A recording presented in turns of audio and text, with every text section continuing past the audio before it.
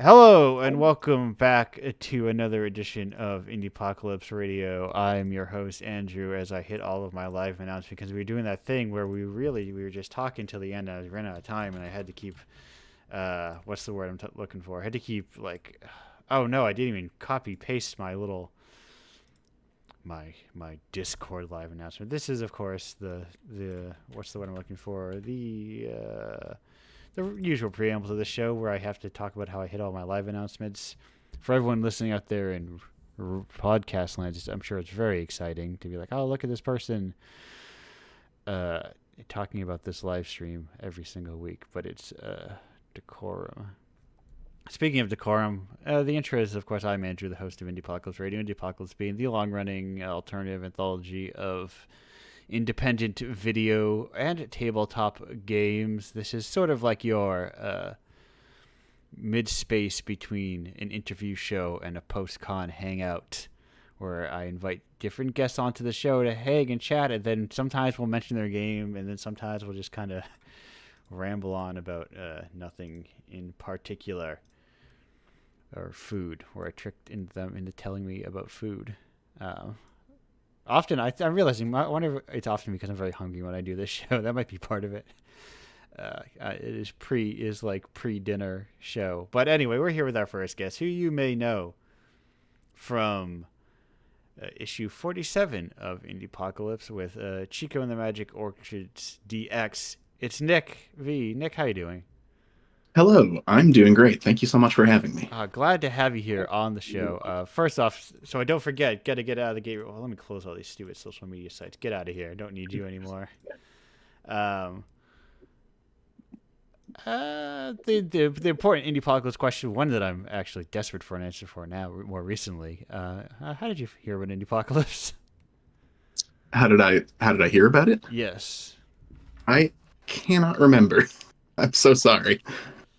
It just must have been around on my radar, Yeah. and I think you may have invited me to submit my game to it, or maybe I just saw a general social media post to submit a game to it. Maybe I could have added you I to like my I may have been on a list. I'm right. not sure. I have a big list at the top that says if you're on this, maybe submit your game.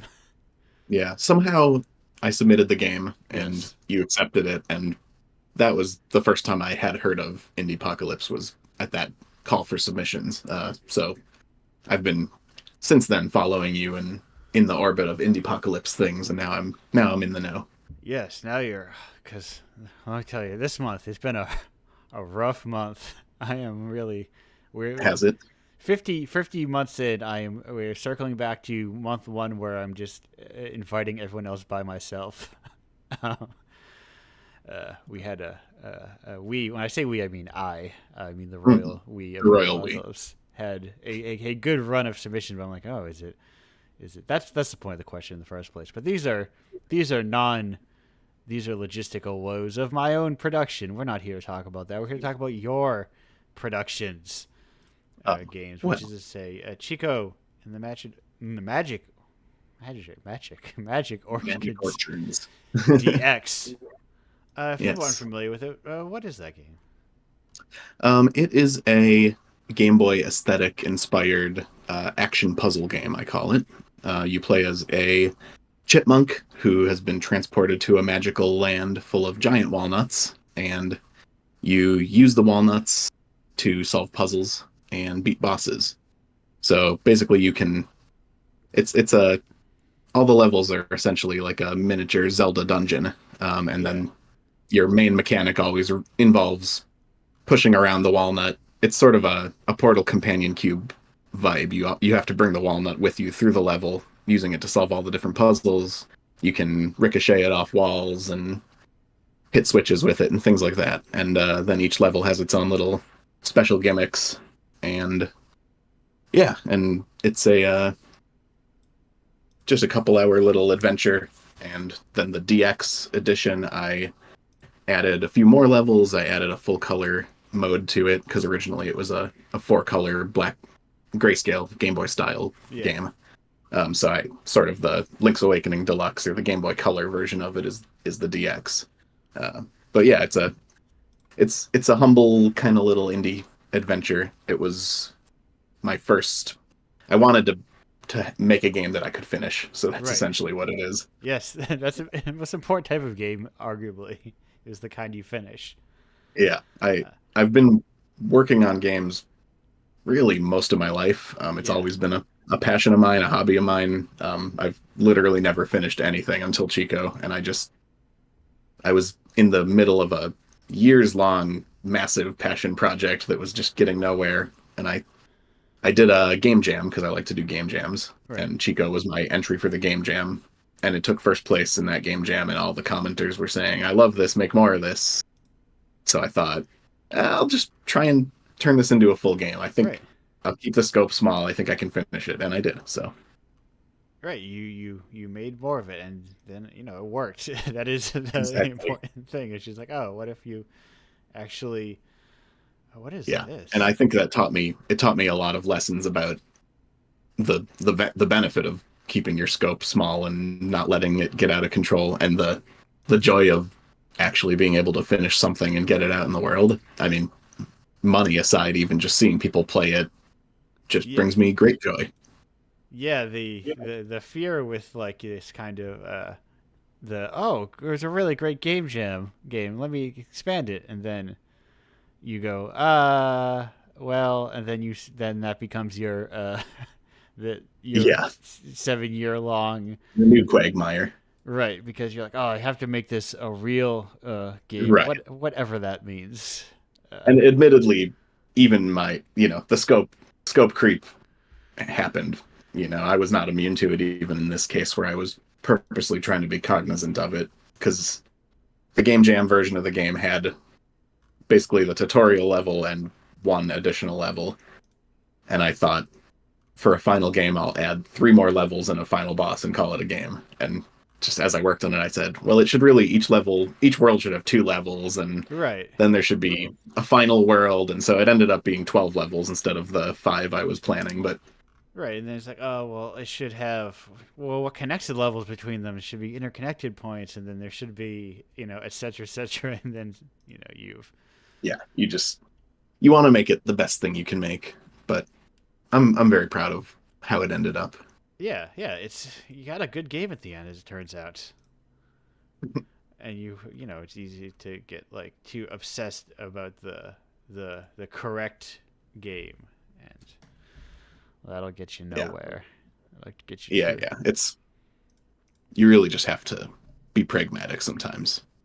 Right. Hey, done is better than We have perfect. we have a finite amount of time on this earth. Yes, yes. I And can't. here's I could work on one game for the rest of my life and never ship it, and it would be amazing. But no one right. would ever play it. Hey, and look, 99% of all art is forgotten anyway. So what's it matter? Right. You're just another. We're all just uh, other piles of forgotten existences that will be unremembered 10 years after our passing. So It's a go little out there harsh. and do your best. uh, no, that sounds bleaker than it was, but take an optimistic bend on that. Yeah. Of Optimistic nihilism. Yeah, exactly. Is that existentialism? Is that optimistic nihilism, or can it be I don't know. I'm life? not a philosopher. Life is but the meaning we grant to it. Sure. Anyway, that this is we're not here to talk about our what's the word Philosophy. our philosophy or the the existential dread of our vast cosmic unimportance. We're here to talk about, I guess, video games. I guess. So, uh, now, did you, you very well capture the aesthetic of the Game Boy? Yeah. Like, did you ever think was part of your the creeping the endless creep ever? Huh? What if I just made this for the Game Boy? Or are you like, No. never? I do I not have never. those skills. Yeah. It's a totally different world programming for real retro hardware. It's Right. not a rabbit hole I've personally ever gone down. I guess to me it's very cool and I really respect people who do it, but it's sort of it's making your own life harder on the development side and limiting your audience of who's going to be able to play it. So it's sort of a lose-lose in my mind. Right, you're going with the very and the tools that exist that are. Oh, look at that friend of the show. If you look at, sorry, I'm looking at your page and I'm seeing familiar names um, Oh, sure. in the comments. Um, But yeah, there's I mean the tools these days, especially for Game Boy, I've seen GB Studio looks like yeah, an amazing little engine and platform. So I think the barrier for entry for Game Boy games specifically is lower than it's ever been. yeah. I was gonna And of say course, people can play the ROMs in an emulator. Like it's not right. like you're really limiting but it's not as simple as just run a .exe on Yes, Steam or whatever. yeah. There's That's there's a little more to it. right. That is Not to a mention the fact that I have I've ported the game to Nintendo Switch now, and I imagine if it were a real Game Boy ROM, getting that to run on the Switch would have been more complicated. well. They have Game Boy games on the Switch, right? Do they? Well, Nintendo has their own Game Boy emulator on the Well, Switch, but I don't think that they would let me put my own ROM in it. Nintendo, share your emulator. Be cool about it. Yeah, I mean That's it's I haven't looked into it. It may be the case that you could just bundle. Maybe there's a free open source Game Boy emulators, and you could bundle your ROM with there. it as a launch executable and ship that on Switch. I don't know if that option is open really, but Yeah, there is at either way, least I use the engine Game Maker and it just yes. exports to Nintendo Switch, so it's it was the simple option. Beauty. That's that. I am also within the Game Maker family, so It's a great little engine. I mean, yeah. it's especially if you're making 2D type of games. It's I've been using it since I was in middle school, so I mean, my brain Yes. just is sort of molded into its workflow. Right. But Right. And you don't need to chasing down engines will get you nowhere. yeah, just find something that works for you and make damn games. When Yeah. I see people posting on Reddit, oh, is this engine going to be good for the type of game I'm making? I'm like, maybe you should just find one you like and make games that work in Right. there. It's But the everyone question works is like, differently. I want to make a 2D turn-based role playing game, and they ask, "Is RPG Maker good?" I go, "Yes, yes, it is." Right. Yeah, that's kind of its thing. Yeah. But you Um. could make a 2D role playing game in Game Maker. You could make it in Unity. You could make it Yeah. in Godot. There's there will be different strengths and weaknesses to each of those Yes. options. I and But I it's I really just I'm hacking into increasing. something and get good at it, I think. Right. I am increasing with the philosophy of just like you should use multiple engines if it's easier to use. Like if you want to make a visual novel, just fire up RenPy real quick. Or even Right, Banana. right. Just like don't. Otherwise, you're going to be reinventing the wheel on a lot of things rather than actually making your game. Right. Right. Just like if you want a trumpet in your on your song, don't use a guitar. I recommend you use a trumpet. Uh, Of course, I'm one to talk about reinventing the wheel because a side side project of mine is a 3D engine for Game Maker.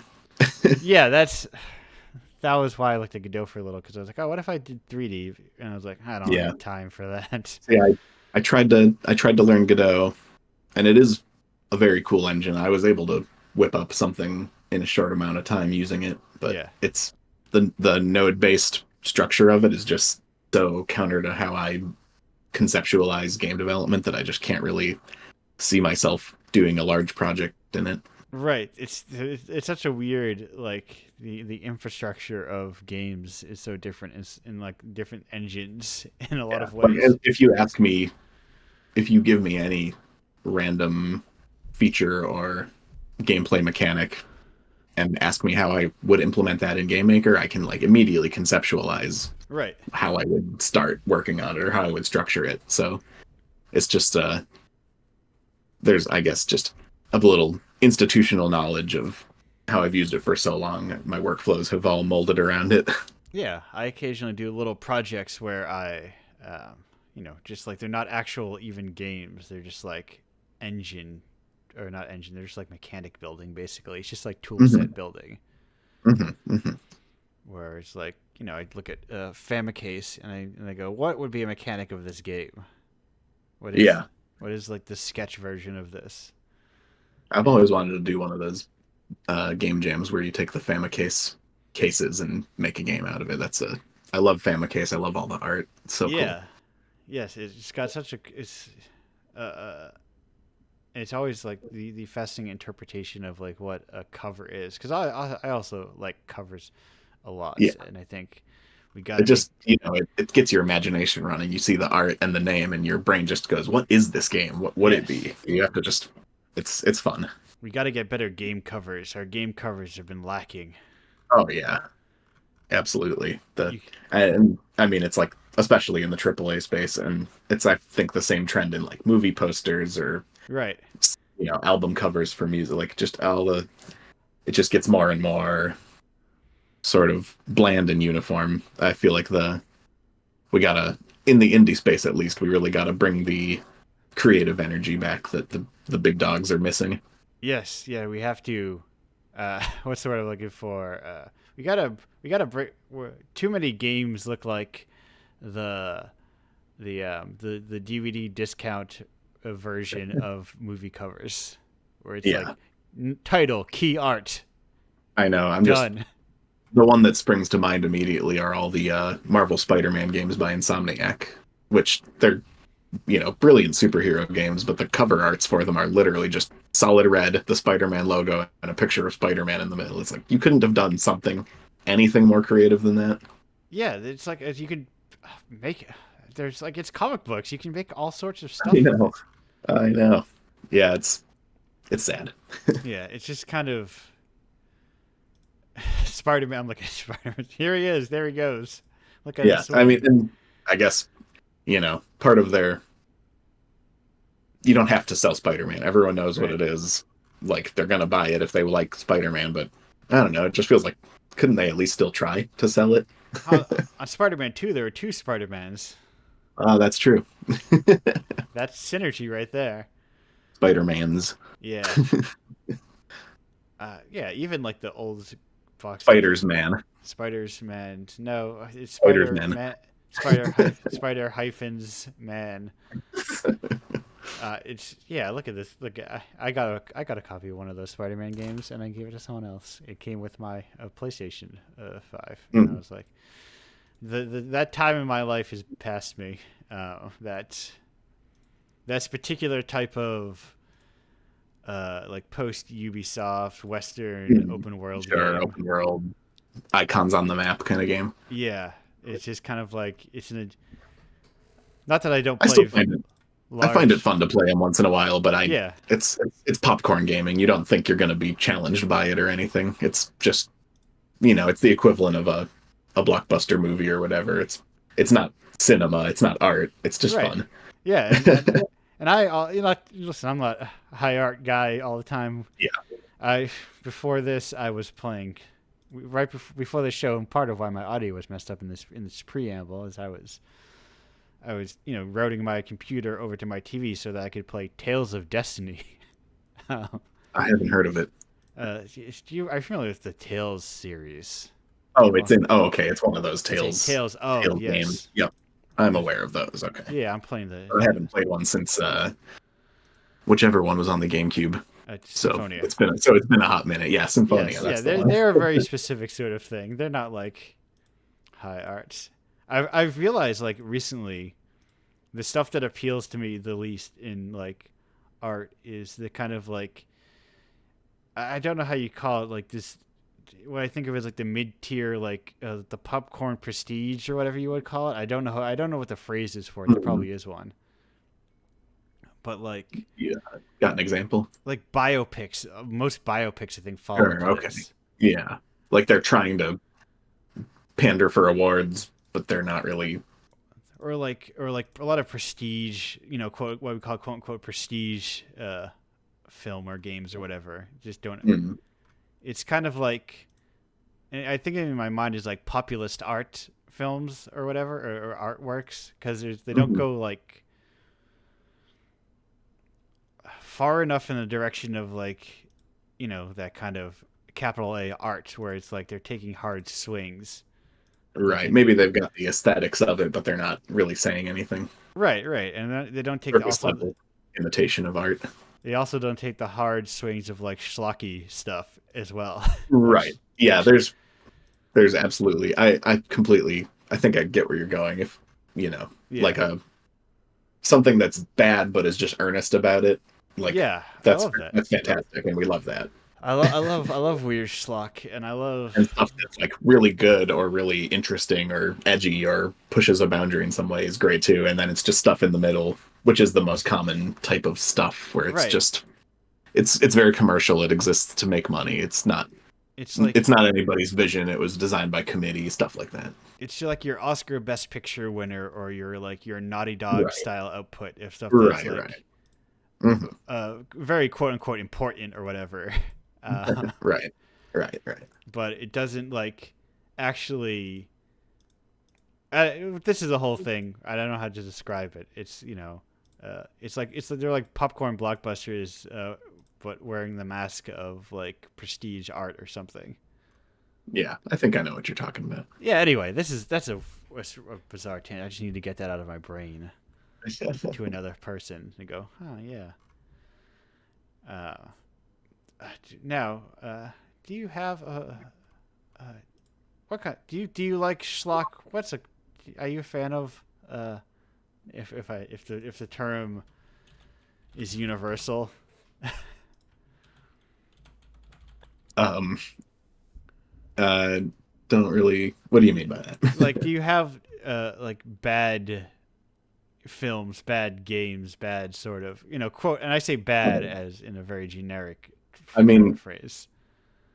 I Uh, would say, like going starting in college, some roommates of mine introduced me to Mystery Science Theater, yes. and yeah, I've been a huge fan of it ever since. So, I think yes, I would say that I like those kind of things. It's Okay. Yeah. That kind you of know, it's fun to make fun of them, but there's a reverence for it too, and just sort of the people making those movies, for instance, just you can tell that they're just were trying to put it all on the table. They're really trying to make something they thought was art, right. Right. There. and that's just fun. The earnestness of it is fun, and it almost feels bad making fun of them sometimes, but not that bad. No, because it's in part I do genuinely like it, but also it's like sometimes art is bad and people can survive. Yeah, I've Being seen I've seen a screening of The Room like yeah. in a theater with people, and they're like, I don't know if you've ever gone to one of those. There's so many inside jokes among the No. audience that I was not ready for. I mean, we sat in the front row. There's some kind of inside joke at screenings of The Room where when a character says a certain thing that apparently they say a lot, everybody in the theater apparently brought an arsenal of plastic silverware and they were Okay. throwing it. So Yes. sitting in the front row was a mistake because every Right. time someone said this thing, we were getting pelted with plasticware. Which is Um, not an ideal way to watch a film, but it's also but it was so funny, and it was yeah. so I felt like I had stepped into someone's subculture without realizing it was going to be that way. Yeah, that is And there were a lot of other, whenever whenever water's on screen, everybody would chant water, water. There are a lot of panning shots of bridges and stuff in the movie. yeah, and Just that's like all people these have weird little inside jokes, and it was so funny to get exposed to that. and the beauty is that people have connected with it, and they think about it still and like Right, exactly. It's objectively a bad movie. The acting is bad. The audio quality is bad. The plot doesn't make any sense. The characters are two-dimensional. yeah, and But but it resonated with people enough that they've sort of built a little thing around it, and it's right. just fun. It's like It's just fun. who in the year of our Lord 2024 is thinking about like the English patient, you know? Yeah. It's that it's the weird thing of how what art carries over and what art retains relevancy and all these sorts of things and Hmm. it's impossible to know really. Right. Things that are objectively good aren't always the things that are relevant or stick around culturally, Right, because and that's good, and that's a good thing. right, because we're like, what do we even mean when we say that? When we say Right. There is no such thing as objectively good in terms right, of art. it has all the trappings of something that is good. Characters or people are serious. Somebody has a problem. Somebody gets very sad about it. Uh, And I think that carries over to like art as well, like, yes, physical media art, because people, I'm a huge fan of contemporary art, and contemporary art can have a reputation of, like the the classic cliche, oh, my 5-year-old could have drawn that or whatever. It's like Yes. that's not what it's about. It's technical skill is not the end all be all of art because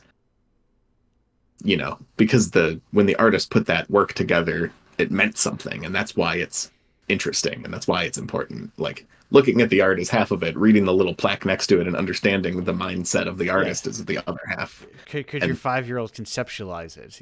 right, was your 5-year-old thinking about like loss and grief when he drew a blue square? No, but this person was. Yes. My 5-year-old could also leave. I don't have a 5-year-old, but my theoretical 5-year-old could also leave a Right, bunch of like M&Ms in a corner. Um, right.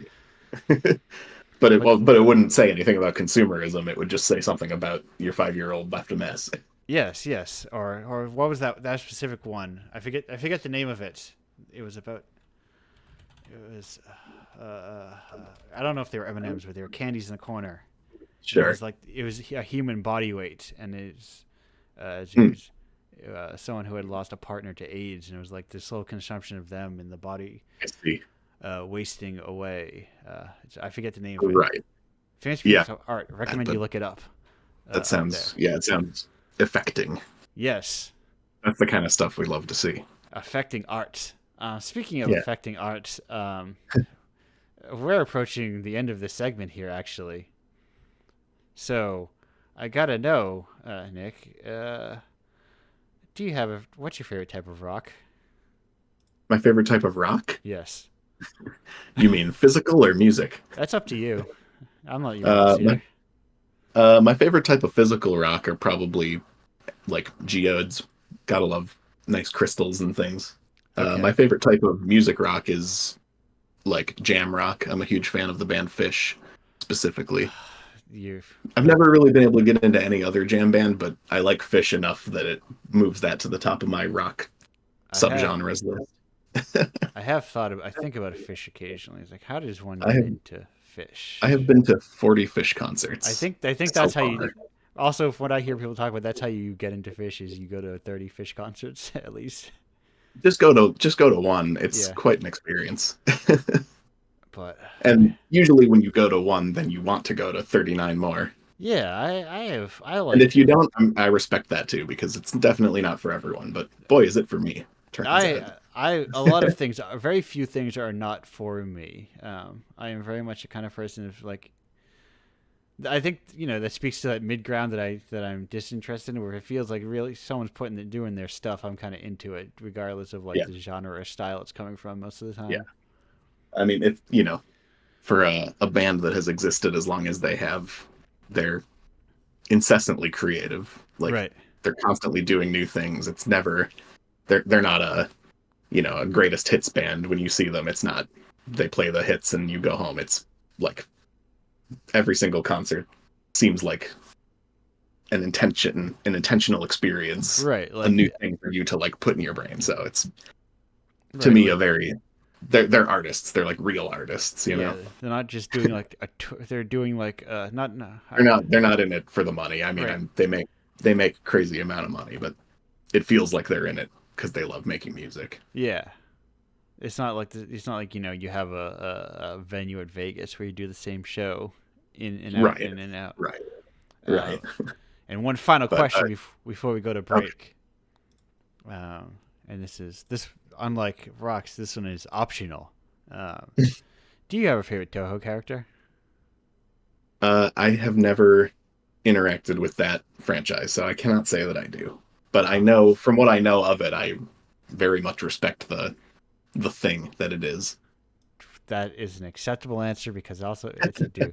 Nick, thanks for joining me Thank here you so much today. for having me. This was a blast. We're gonna go on break for a second, and then we'll be back in like roughly 2 minutes and 39 seconds. Goodbye for now. Bye bye.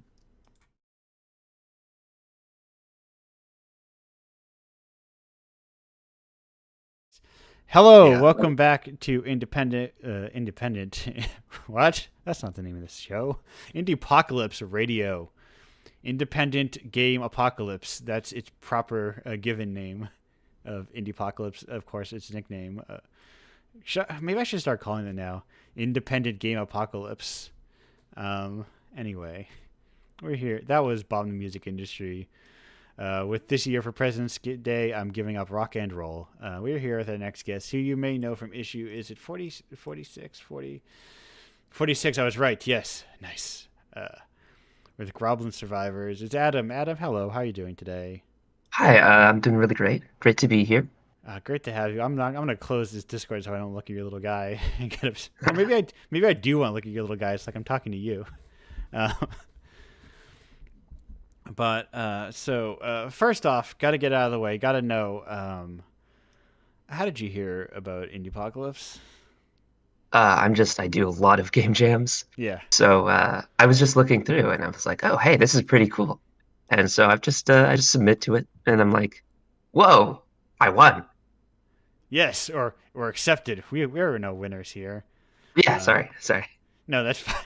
It's not actually a thing. You know that there was a time for a while where I was like, yes, there are losers, definitely.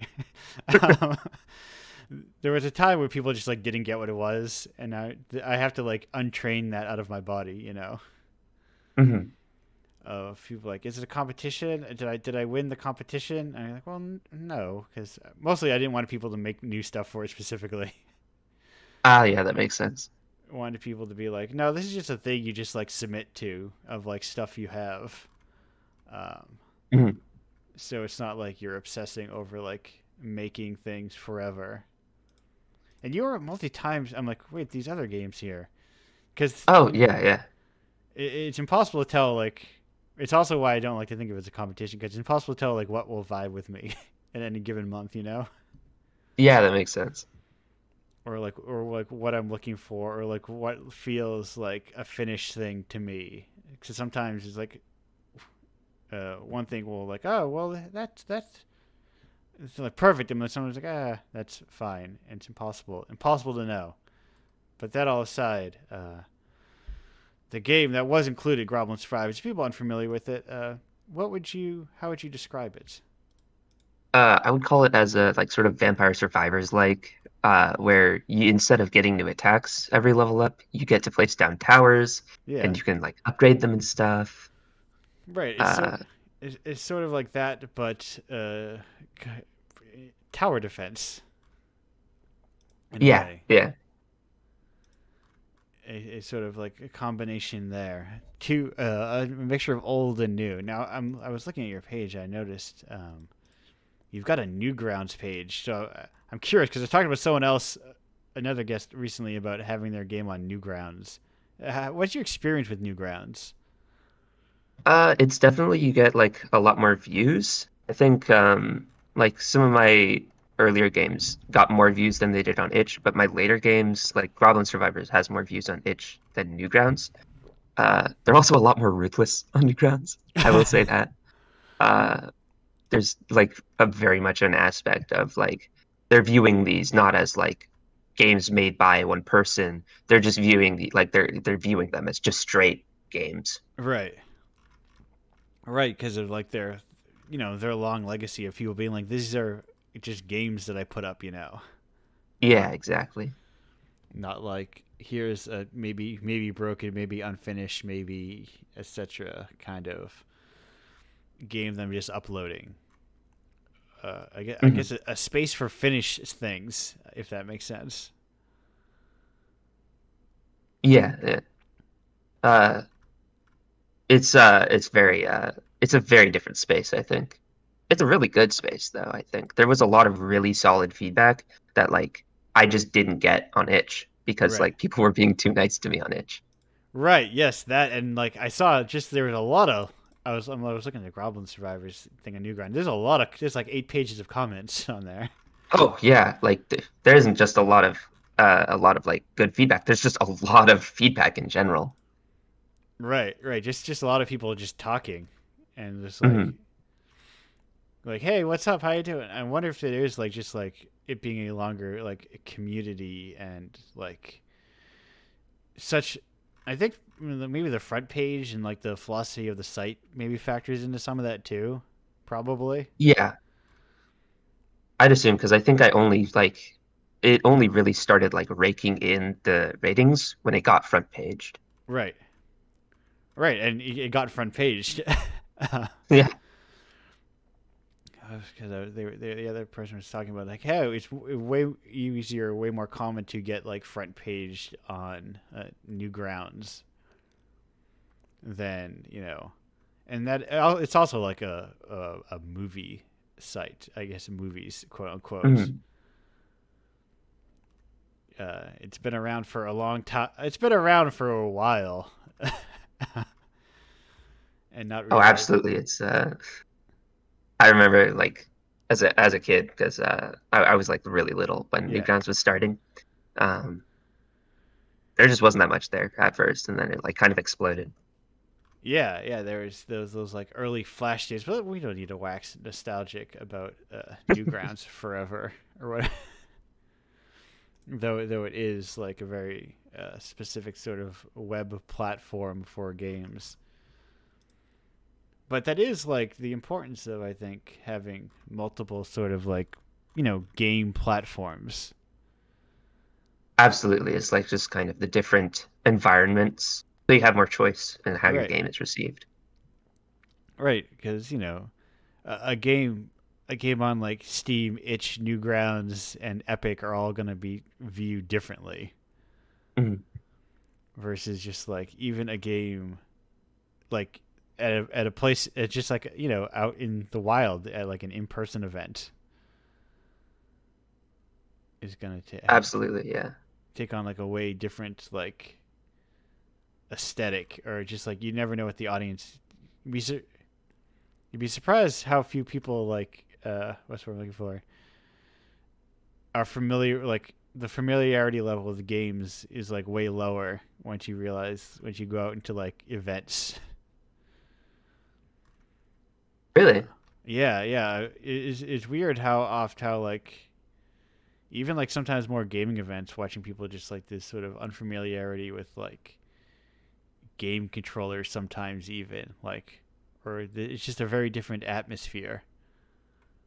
Um, I'm really surprised by that. I wouldn't have. I haven't been to that many, unfortunately, just yeah, because like college and stuff. right. But I'm really surprised by that. Yeah, especially if it's like not like a non-demo-y kind of event, like games that are also like we sell games here, or like there are celebrities that you shake hands with or something, and also there's a small section where you can play games.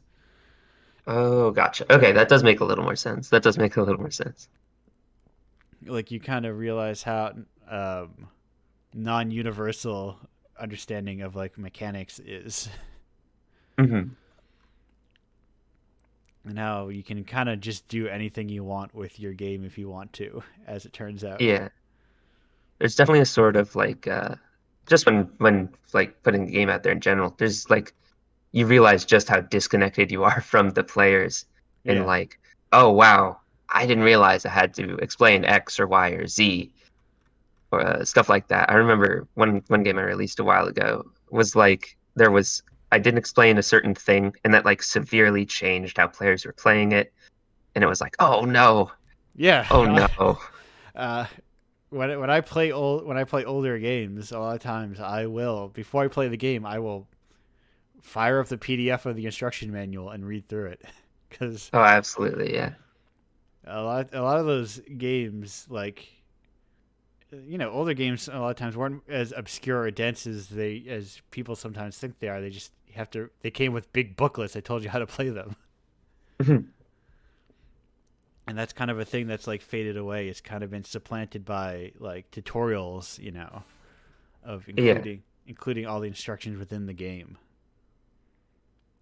which is that's like good practice, I think. It's just having it all laid out is also pretty nice. right, because now especially, uh, you know, I wasn't reading when I was younger. I wasn't reading all those instruction manuals. I'll be honest. Who's actually sitting? I'm only doing that now because I'm just like approaching it from this very weird, like I don't know, scholarly approach or whatever. It's like, oh, I want to get the fullness out of this game, but like I wasn't like learning how to play Mario Kart by reading the instruction manual. It was kind of just taking understanding how did I? now thinking back, but does not matter. Does not matter. I was thinking too much about. So you do a lot of game jams. You said. Do you do Yeah. you do you, do you have a kind of? Oh wait, you weren't here for the first segment, more partially, but we were talking about having also a kind of like that project that's just hanging around you, like that massive like, oh, this is the project sort of thing. Do you have one of those, or are you kind of like in this more small scale style that you're approaching things? I kind of want to like see where I can take Goblin Survivors. I remember like after I put out Newgrounds, like all that feedback, I made a ton of changes Yeah. to the game. Uh, but I kind of just I don't have the time. College is like Right. really heavy right now, so Yeah, yeah, no, that uh, school, as it turns out, is very time consuming. yeah, it's unfortunate because I'm going to school for game design, and they Right, aren't giving me time to do game design. right. It's a very weird thing of it. Like you have to, because I guess it's also probably a bit older. Because when back in my learning how to make games day, I think there was like two, three. Like the number of game design courses was like so much smaller. Hmm. But now it feels like they're generally more common. Like more colleges are offering game design courses, and like I guess it depends like where you're going to, because like what their approach to like game design coursework looks like. I feel like it's not really like codified. Like Hmm. people don't know what it means yet fully. It's definitely becoming more standardized, but it's still in that sort of experimentation phase, I think. Right, because it's like I should game design courses, are they a pipeline into the game industry? Are they Hmm. like, oh, after this I will get a job at some studio, like, or is it teaching you from like top level, sort of like what game design means? It's like I'm sure that even varies, like, class to or college to college, what their goal is. Hmm. Uh, I'm not sure. Yeah. I do know that like USC has a more like we're gonna make you like just practice makes perfect basically. Right. Um, and I hear that NYU has a much more like lecture focused uh Okay. versus like experimentation focused. Yeah. And other than that, I'm actually not sure. I know UCSB has it's just CS games rather than game design. Yeah. So Right. Because other than that, I have no idea. that is that difference of like, I feel like a lot of them for a while were probably piggybacking off of computer, like just general software Oh yeah, for sure. uh, tracks and building from there. But uh, I'm looking at all these little. I was watching that little guy spin around that that rock for so long. It got my attention, but I'm gonna stop looking at that now. So, and because also, I mean, I see, of course, that you've worked on a lot of games, but you've made a lot of games, but you've also worked on a lot of games. Uh, Hmm.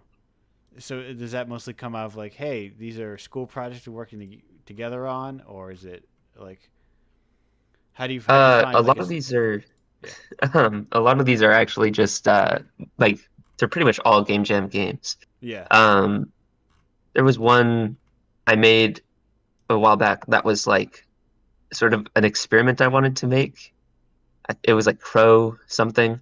But other than that, like all the team games were like one of my friends was like, "Hey, I'm doing X Jam. right, Want to join?" I'm like, "Hell yes." yes, yeah. That's what I was trying to slowly get. Is like, how do you find like what is your approach to like getting on teams? Is a lot of times people asking like, "Hey, you want to make a game with me?" And you go, "Yes," or asking someone else, "Hey, there's a game jam. You want to make a game for it?"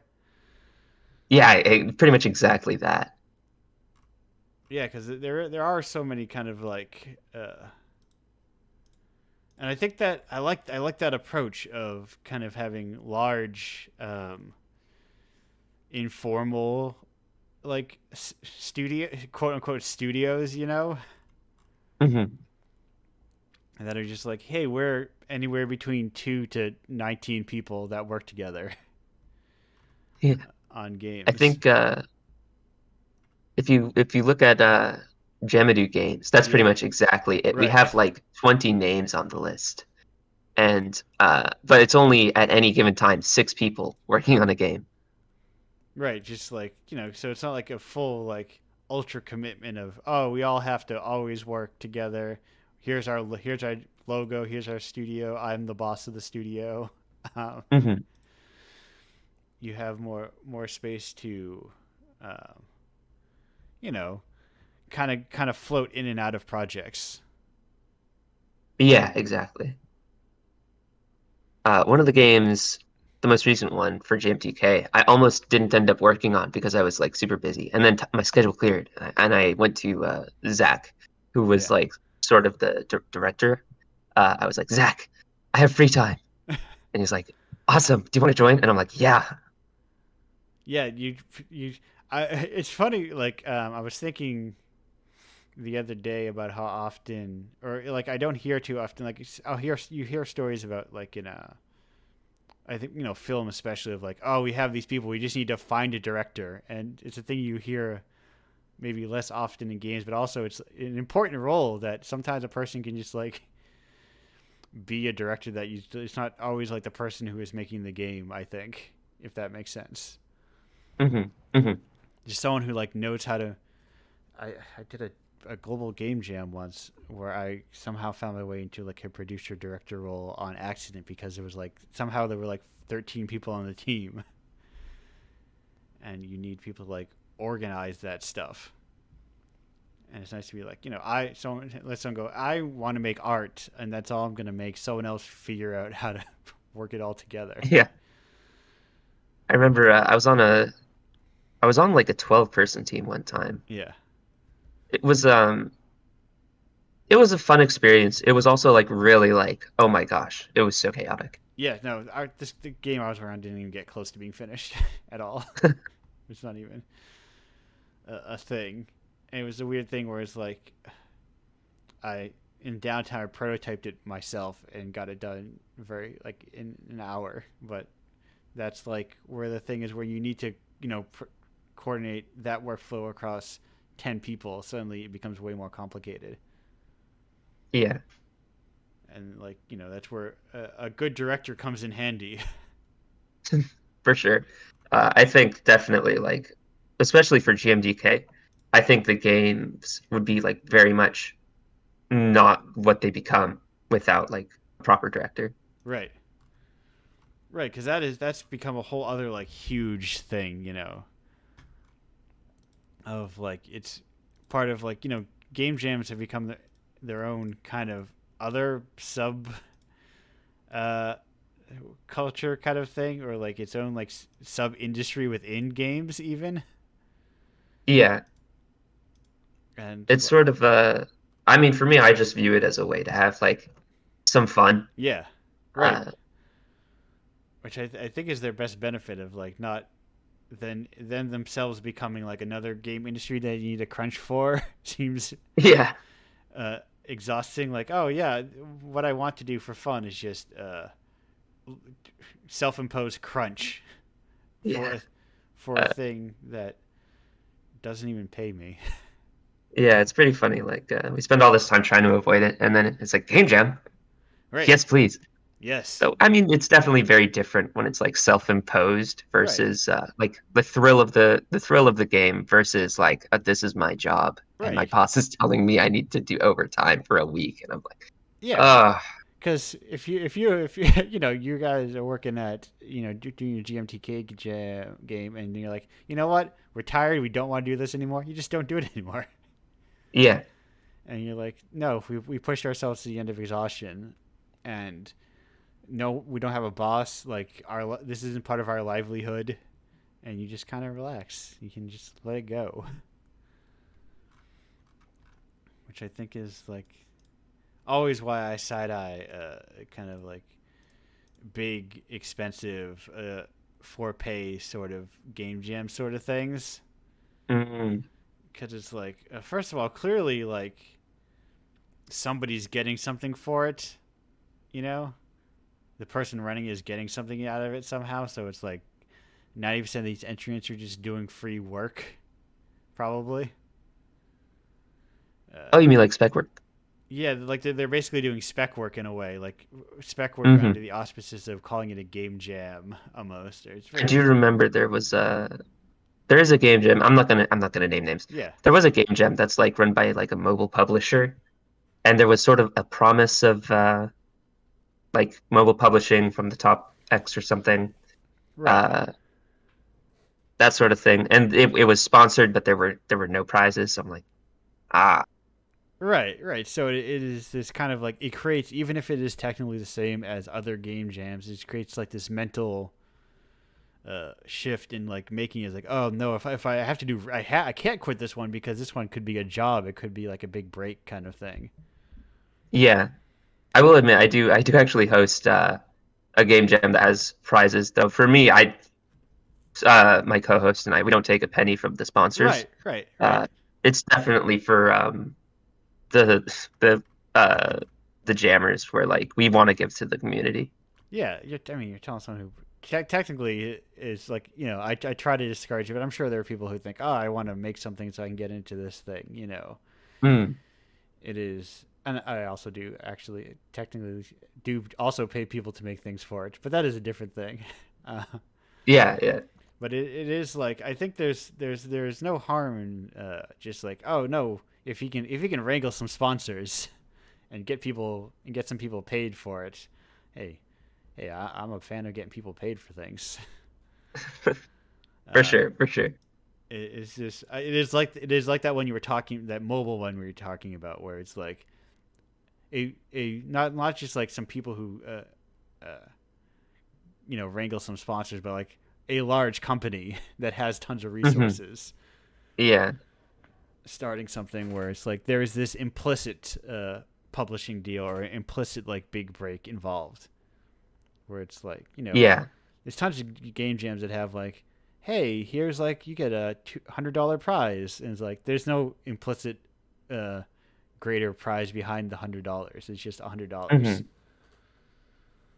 and uh, or when people make you pay upfront for that. Yeah. Oh, yeah. I don't like this. Though I did the math on one of those once. I'm like, oh, they are making out huge on this. They're like Yeah, they're making bank on these things. it definitely sort of becomes like you're no longer hosting for the jammers. You're hosting like to make money, and it's Yeah, like that's not what game jams are about. right, right. You're just like commercializing something that like should be deeply uncommercial. Yeah, yeah. It's for the people. Right, right. It's why. Anyway, we could rag on bad For sure. jams Yeah. and call them a good jams forever. But I'm looking at the time here, and we're actually approaching the end of our time. Oh, sorry about that. No, no, that's not. That's a good thing. It'd Ah. be a bad thing if I was like, oh my god, why aren't we? What's going on here? If I look at my clock and it's like, it's been 5 minutes. My god, those. No one's ever had to apologize for being on the show. This is meant to be a place where we just kind of hang out and chat. The kind Mhm. of like you mentioned you don't go to an event you haven't been. It's like, hey, this is the version of going to an event, um, and the event's over and you're just hanging out with your table neighbors and and just chatting about things. But I have two questions. I believe you may have heard them, so maybe you are prepared. What's your favorite type of rock? Igneous. And do you have a favorite Toho character? I want to say, oh my gosh, it's been too long, so I do not remember the name. But it's the one who's the protagonist in. Have you played Luna Knights? I have played Luna Knights. It's the one who's the protagonist in that. Now I am like, oh, that's Sakia, right? I think that's Sakia I or want to something. say, I can just Google it. I'm way ahead of you there. Um, please, no, please tell me the name. Yes, Sakia. Yes, I was right. The time Yeah, stopping. That would have to be my favorite Toho character. Yes. That's a good Toho character. I like her. A maid that can. It's a cool. That whole Scarlet that whole mansion's, I think, kind of cool because that's where all the cool people live. Oh, they're making a new It's game. definitely a. Hmm? No, I got excited because Team Ladybug is making a new game. They are. Yes, planned release in 2024. Oh damn. I just, not to get too off on tangent when we're going to break. Yeah. But did you play that did you play their Lodos War game? No, I haven't yet. For right now I've only played Luna Nights, but Yeah. I wanna play I wanna run through all of their games once I get more uh like time. Yeah. Yeah. I think that Lodos. If you enjoy Castlevania, if you like Symphony of the Night, mostly the playing of it, like how it plays, Mhm. that Lodos War game is very in that vein. Like you go, I recognize that sword swinging animation. Like it is like that specifically, like being that kind of game. That's But really cool. Well, for now, I guess since we're running time, it was a pleasure to be on the show. yes, no, It was yeah, really no it was really rush. nice talking. Yeah, no, glad to Oh, have no you rush. here. Sorry. I'm looking for my foo bar. I found it. We're gonna go on break, but we'll be back in like 2 minutes and 22 seconds. All right. Bye for now.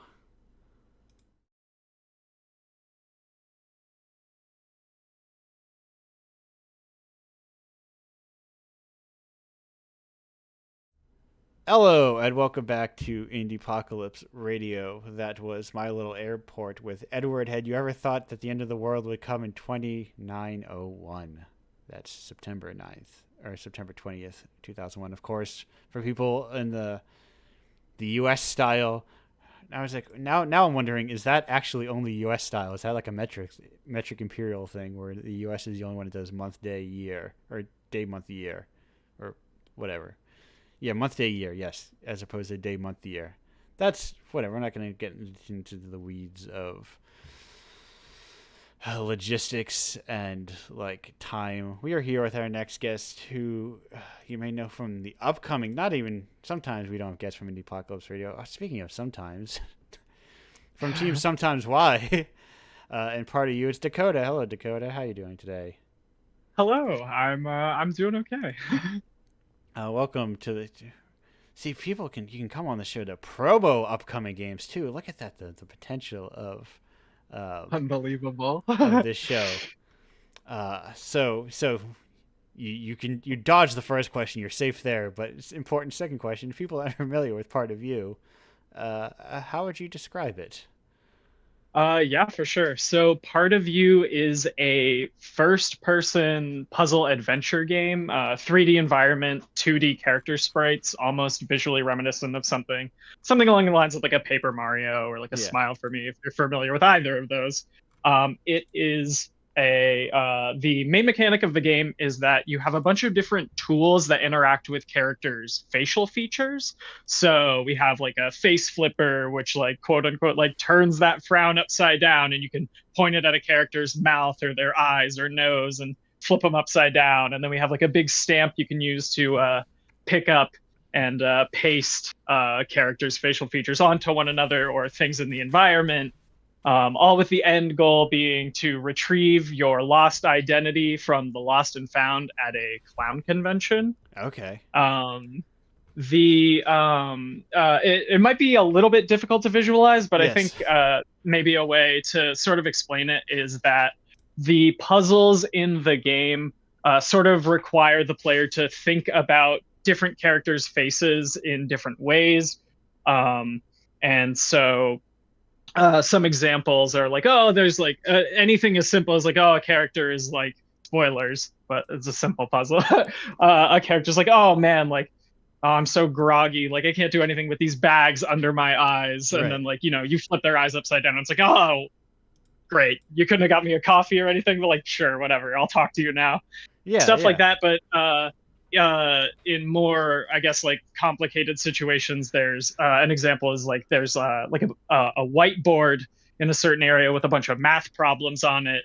And so suddenly you're tasked with like, oh man, like which character's facial features kind of look like, oh, that guy's like nose kind of looked like a 7, Right. or like, oh, this character's like mouth looks like some other number. And Okay. just playing around with like, oh, sometimes I need to figure out like what emotion a facial feature portrays, or sometimes I need to take into account the like physical size of it, as there's like almost like a pachinko style like interaction where like falling pucks are hitting like different facial features, and so you have to take into account kind of the shape and size of different ones. And so there's all sorts of puzzles related to that.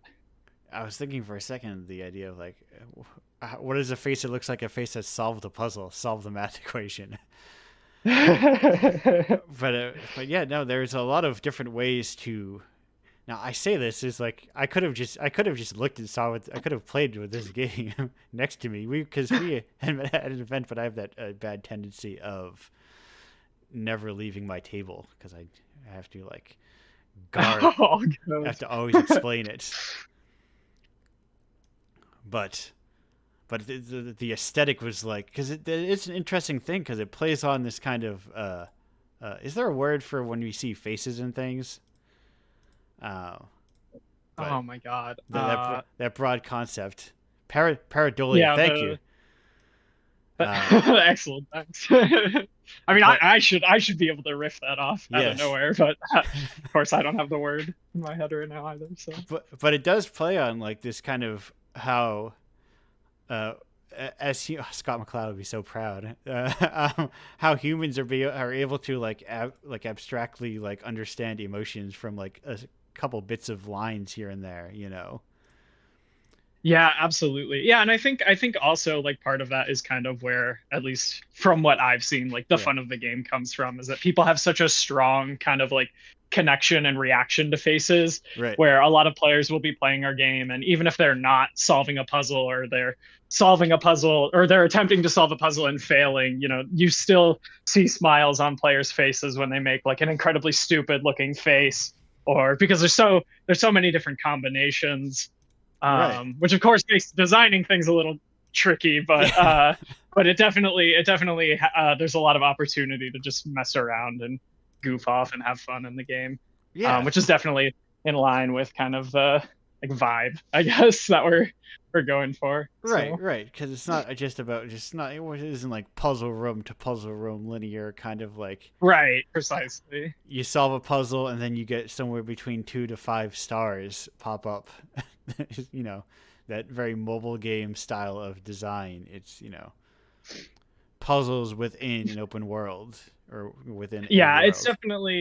definitely an open space where players can kind of meander and go off and do their own things. There's lots of different like characters to talk to, and some fun like secrets and all sorts of just different strange things going on all over the place. And so yeah, having that kind of laid back open air design philosophy is definitely something that's helped the game.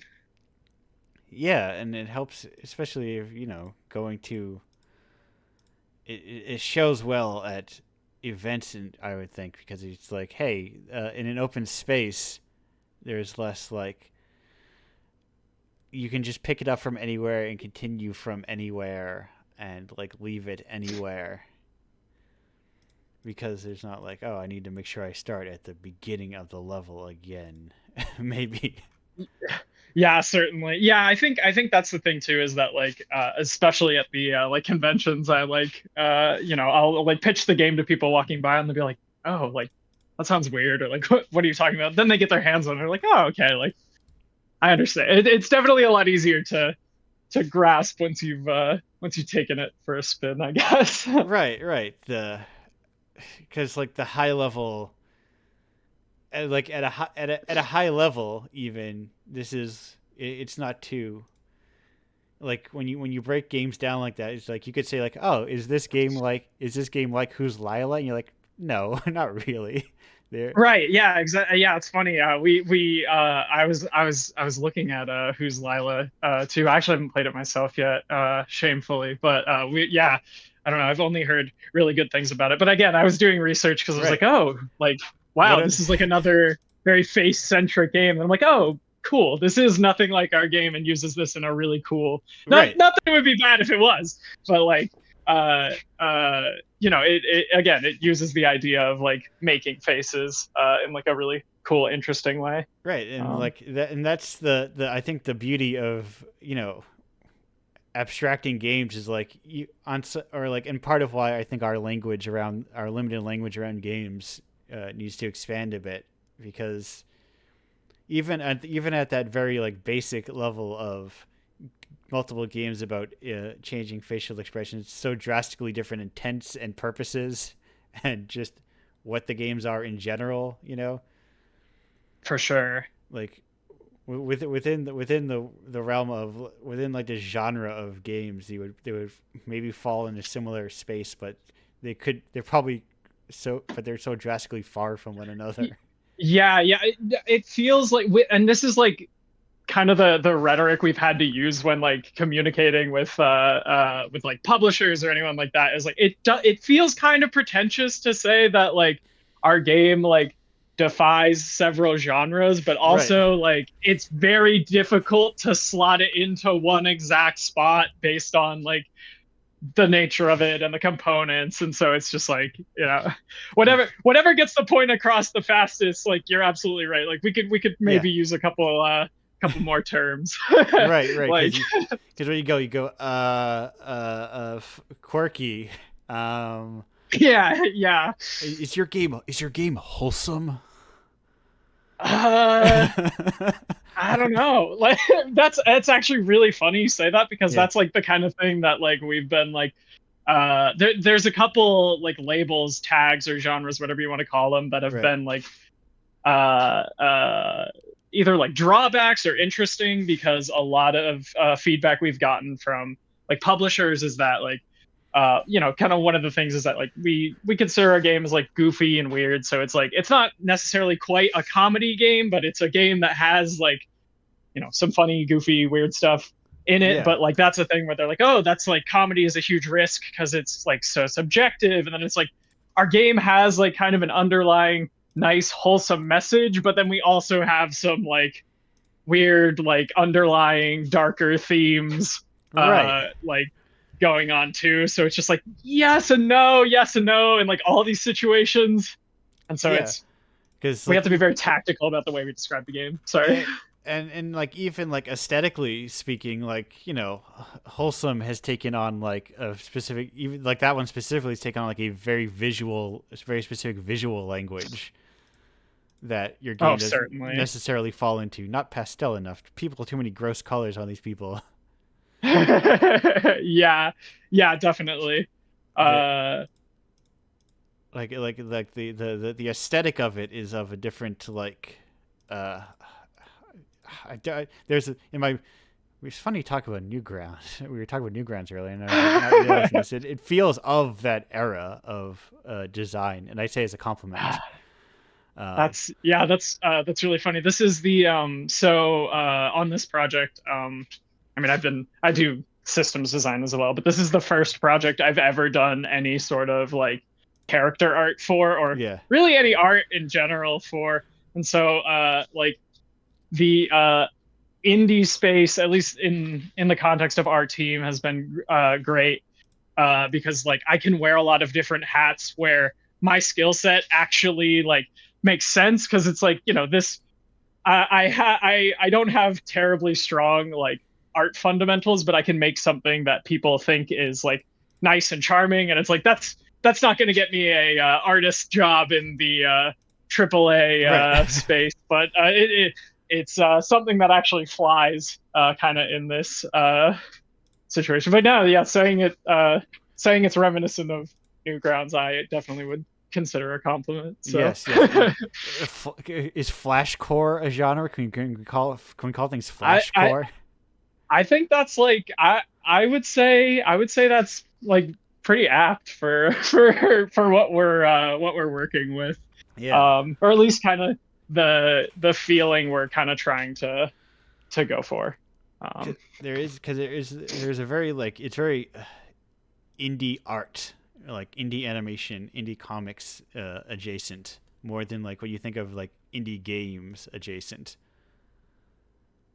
Certainly, yeah, definitely a lot of just like off model, just kind of off kilter, like Yeah. weirdo, Oh, true. just kind of whatever goes, you know. Pray I pray every with to in compliments whenever I see something that's off model.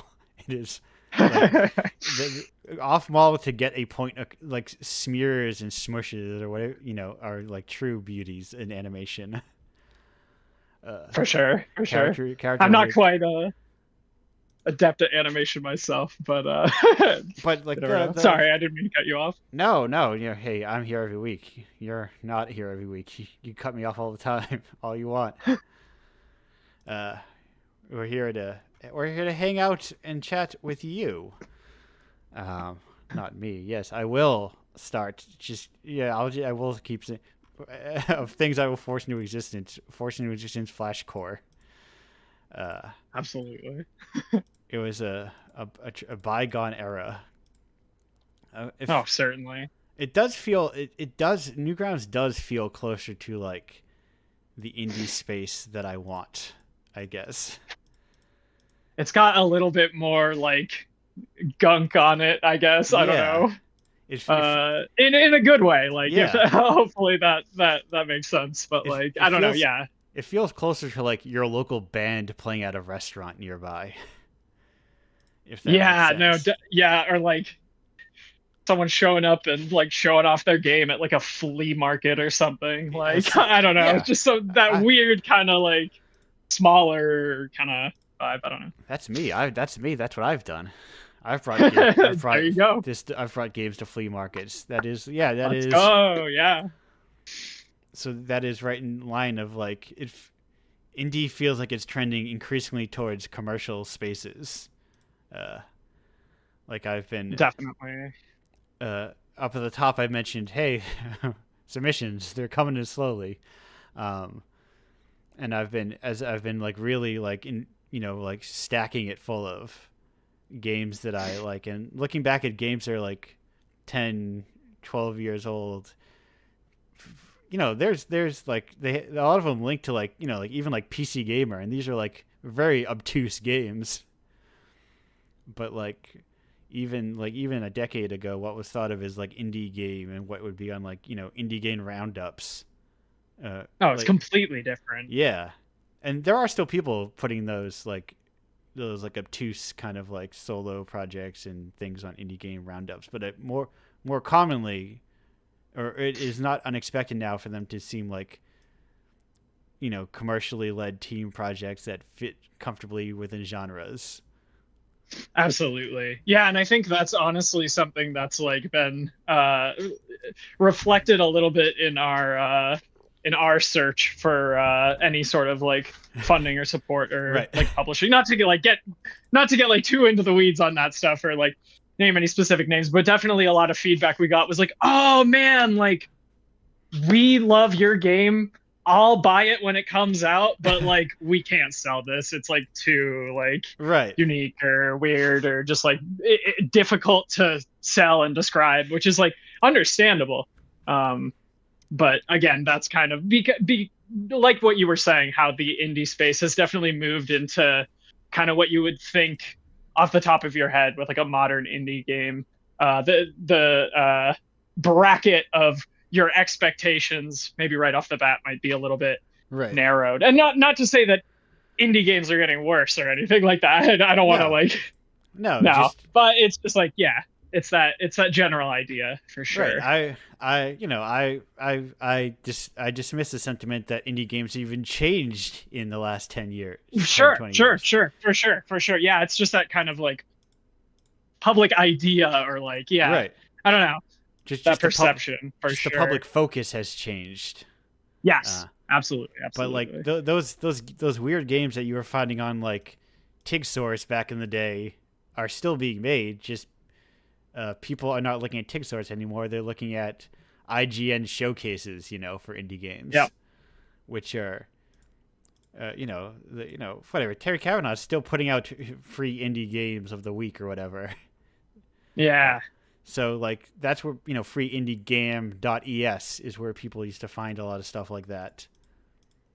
Uh, so if you're not looking there anymore, you're gonna think that indie games has changed.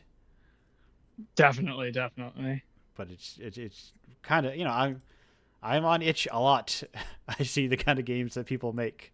They are. Yeah, there's all sorts of crazy cool stuff on itch. Yeah, they're making. Huh. Huh. Huh. Huh. What if I can? Huh. Now I'm thinking of something. Anyway, I'm I'm thinking of. Occasionally, my business brain turns on because I saw something that I was looking at, and I go, huh, I should do something with that. But anyway, that's beside the point. Because I was looking at the itch front page, and I was like, this is itch does what they can. There's only so many people working there, but I'm always like, oh, what if they had? There's a lot of weird stuff on itch. What if they featured for some of them occasionally? Yeah, yeah, definitely. A lot of like very non-video gamey sort of things.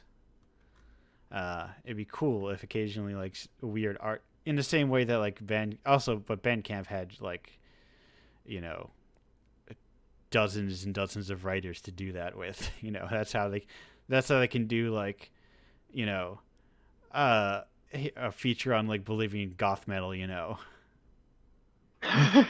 because they have, 30 people or whatever writing for them, or they had a decent amount of people. I think the number at Itchy is much smaller.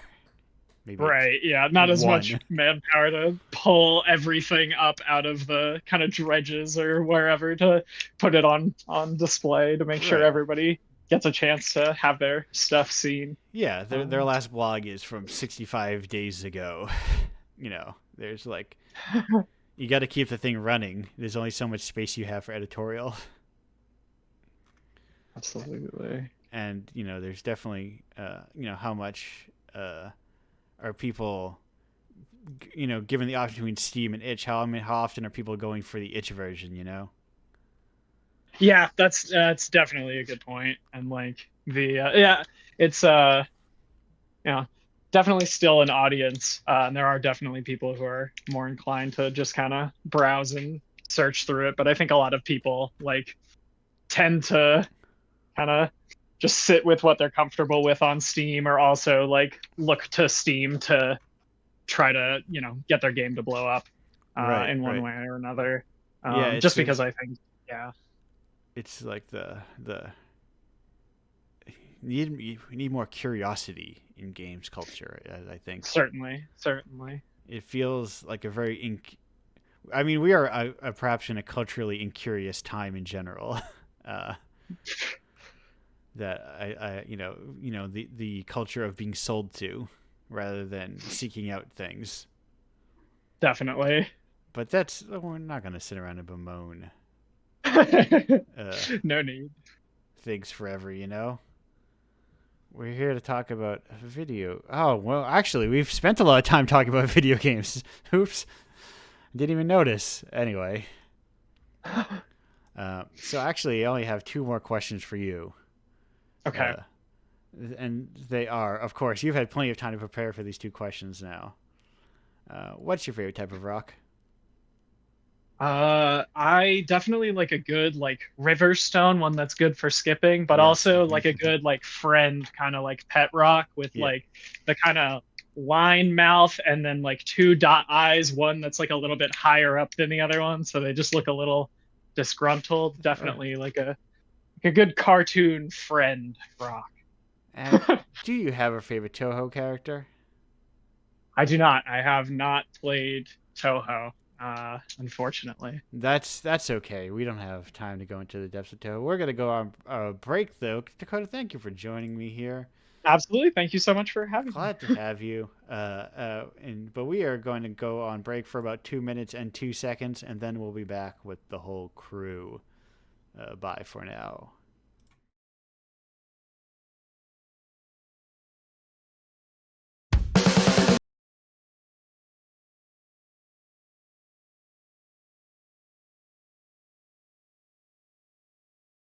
sure. Hello, and welcome back to Indiepocalypse Radio. That was Say Sue Me with their cover of Honk If You're Lonely. It's kind of like gets me in. It's getting warmer around here. The snow is melting. We're not. It's freezing cold theoretically soon. And it's like in my mind, like that's a summer song. The only thing that throws me off though is it doesn't have the honks at the end that I'm used to. But that said, welcome back. The whole crew's here. We're not going to spend too much time rambling about. Oh, yes, you're. We're back. The whole crew's here. Nick, Adam, Dakota, welcome all back to the show. Hello. Hey. Hello. We're all hanging out talking about games. I have too many tabs open still, as is wont with this show. That is, video games. What are those things? Crazy little guys they are, huh? Yeah, they bleep, they bloop. They play them, you finish them, you run around, you collect things, and then you don't collect things, and you get all the things, and you're like, I've collected all the things. Goodbye, video games. Fare thee well. I guess that's all they are. I guess we can just stop now. That's so Flash Core. Yeah, Flash Core. I was trying to get you started.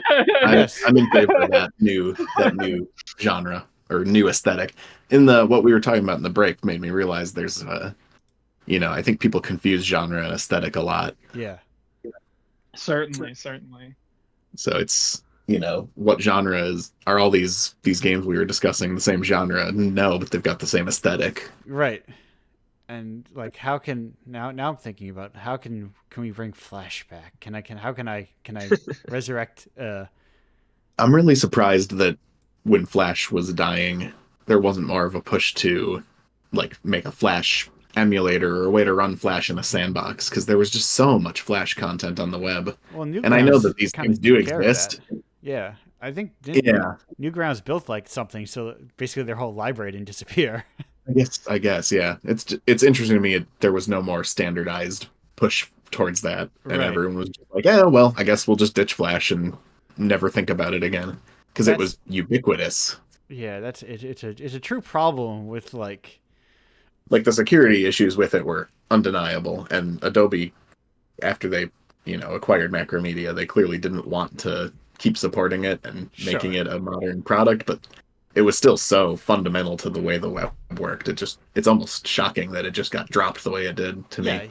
You can also play a lot of Flash stuff on Arc. There is emulation that exists, but the idea that wasn't like we have to have a standard Flash platform. Right. Yeah. I mean, Flash is how I learned how to program. ActionScript 2 was my first programming language, so I owe Flash a lot personally. I made little Flash games for sure. I uploaded stuff to Newgrounds, and back to talking about the way that the Newgrounds audience is absolutely merciless compared to other sites. They will rip you to shreds, deservedly. But that's raw internet. As a 10-year-old, I don't think I was ready for that kind of criticism. Oh no! Teach you to try to compete with Kramer's Quest for Hentai. Yeah, right. Oh my god. I mean, I said that as a joke, but then I'm like, oh, that Newgrounds does have that like weird punk zine energy to it. It does. It always has. Where it's like, we're just gonna rip assets. Yeah, so many of the cartoons I loved were just like sprites from video games, crudely animated together. Mega Man X with his head moving like a South Park character. Yeah. Just sort of a recombination and remixing kind of aesthetic and like atmosphere there. It's very fun. Some like Mario Bros. Z type. Yes, exactly. All that kind of stuff. There you go. Didn't somebody made a game? Wasn't I say recently? It's gonna be like 10,000 years ago.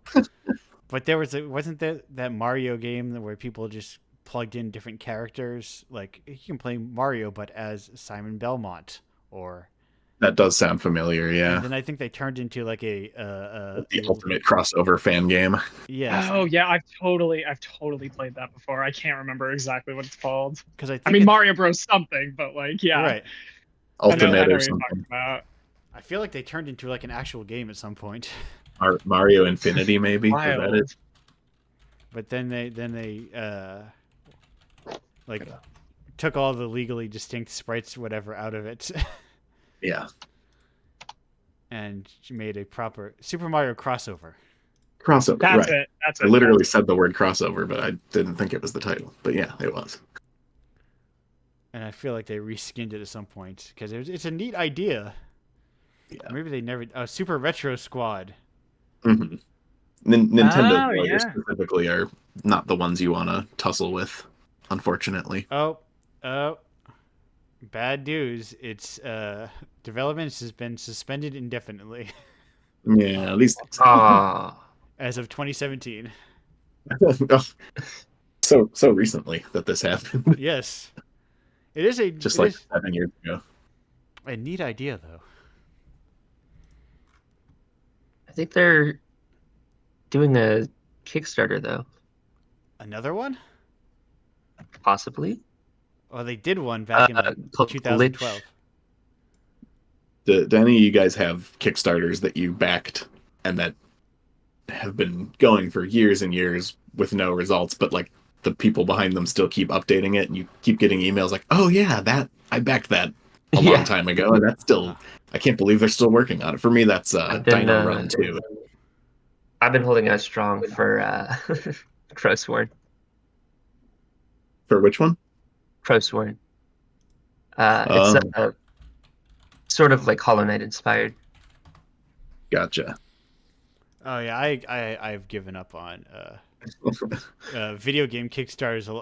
That Yeah, sucks as hell. It's been a while since I actually is that true? I think Wait, where did I see this? Was this anyway? I was like, oh, this looks very familiar. Actually, I did back the Kickstarter for Master Key recently, which I think is actually on the brink of coming out. So that was the developer of that seemed like they had their head on straight, and seems like they actually do because it's like actually being developed.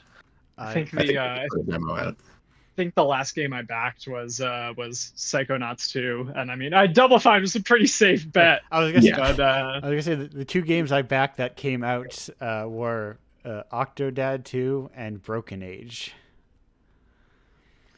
Like Deadliest Catch. Yes. early days. Then I just use. But folks, you can crowdfund you can definitely crowdfund video games, and they will definitely come out if you do that. Say, for instance, Indiepocalypse was doing a crowdfunding in June, that thing would come out 100% because I have a long-standing track record of putting things out on a deadline. Yeah, it's looking at the history of who you're backing and their track record is definitely part of being a wise Kickstarter investor. People just treat it as a pre-order, but you shouldn't think of it that way.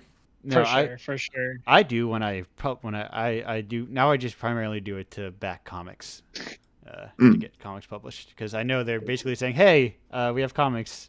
Give us money, we can print them." And I go, "Here's some money, print them, please." Yeah, getting to the physical stage of something is where you can really see how the capital you're putting up could actually be used. Yeah. When you're backing a game, it's just like, I don't know, this money will be spent on stuff. On dev time, quote unquote. Exactly. Yeah, something for very sure. nebulous, Which means all impossible to sorts of quantify. anything. Or like not even funding dev time, funding visibility. I'm pretty sure that Kickstarter did not pay for Shenmue 3. Yeah, right. But you're paying for basically a publisher to be like, oh yeah, people will pay for this. You're right.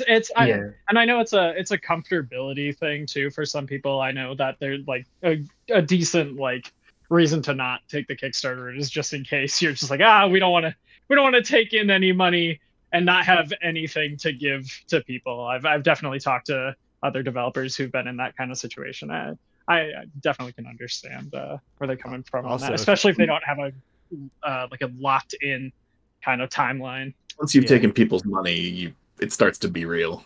You can't just. It changes the tone of your development because now you feel like you owe people something. Yeah. Certainly. And if it bombs, that's not a good thing. No. if you're like, oh, now that's like very clearly like a real warning sign of your game, very loudly and publicly. Yeah, yeah. Of like, oh, now I'm definitely not going to get a publisher down the road because I mean, if you launch a Kickstarter and it bombs, maybe that's actually a good thing because oh great. you found out sooner rather than later that you need to change tactics.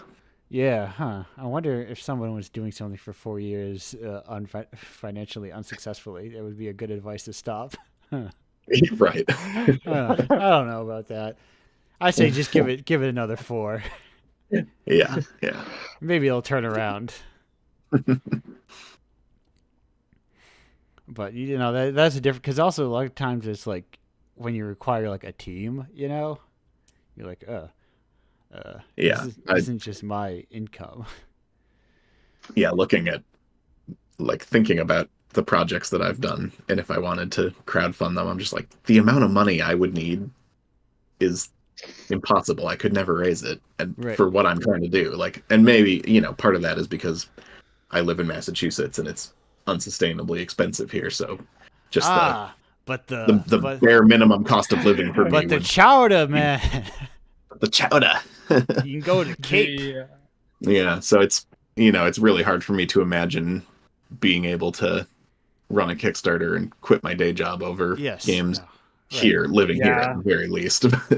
That's super fair. The one thing is that like kind of to that end, I'm also someone who came out of game dev education from college, so I certainly have like a ton of friends Right. who are like, oh man, we'd love to like. There's so many people I know who would love to like throw hands on like any project we're working on, but like again, like is something that Andrew said before is that like I don't want people to accept jobs from people who cannot pay them, and I don't want anybody to be working for us who we cannot like properly support. And so that's definitely been like a big thing where it's like, yeah, those resources are there, but again, it like, it takes such a perfect configuration of like where you are in your life and how much money you have and how much time you can spend and what your team looks like and all. There's so many factors that are working against it, I guess. But for my games, I've hired friends to do QA and things like that, but I'm paying them for sure pretty much out of my own pocket. Right. The sales of the game have, I think, broken even because I'll keep spending a little more to, get a dev kit or whatever, and then I sell more and it recoups it. So I've hovered back and forth around, but it's somewhere close to breaking even, and I'm fine with that. But that's because it's my hobby and I'm not trying to survive off of it. It would be completely unsustainable without changing a lot of things. Because like that hobby scale also helps a lot with like when you're doing development, because it's like, hey, when it's like forming unpaid teams, because like we're all working on this for maybe a few months, not 6 years. Right. Mm-hmm. So you have to worry less about like the logistics of it being people's livelihood or spending a bunch of time on it when it's like, hey, what's a few months chance, yeah, for sure, of revenue we all split. And we all build out our portfolio. I was thinking more of like, there's no like there's fewer portfolios, or fewer like there's like fewer small projects in general, Mm. We were talking. It was a realization I had on this show months ago when we were talking about like long term, famed directors. We were coming out of Shenmue talking about Yu Suzuki and the likes. And it's like they started on like small arcade projects, right? That's like, just not the industry doesn't revolve around stuff like that anymore, right? Like they would like the scale of their projects would like grow up with the scale of like game development, Yeah.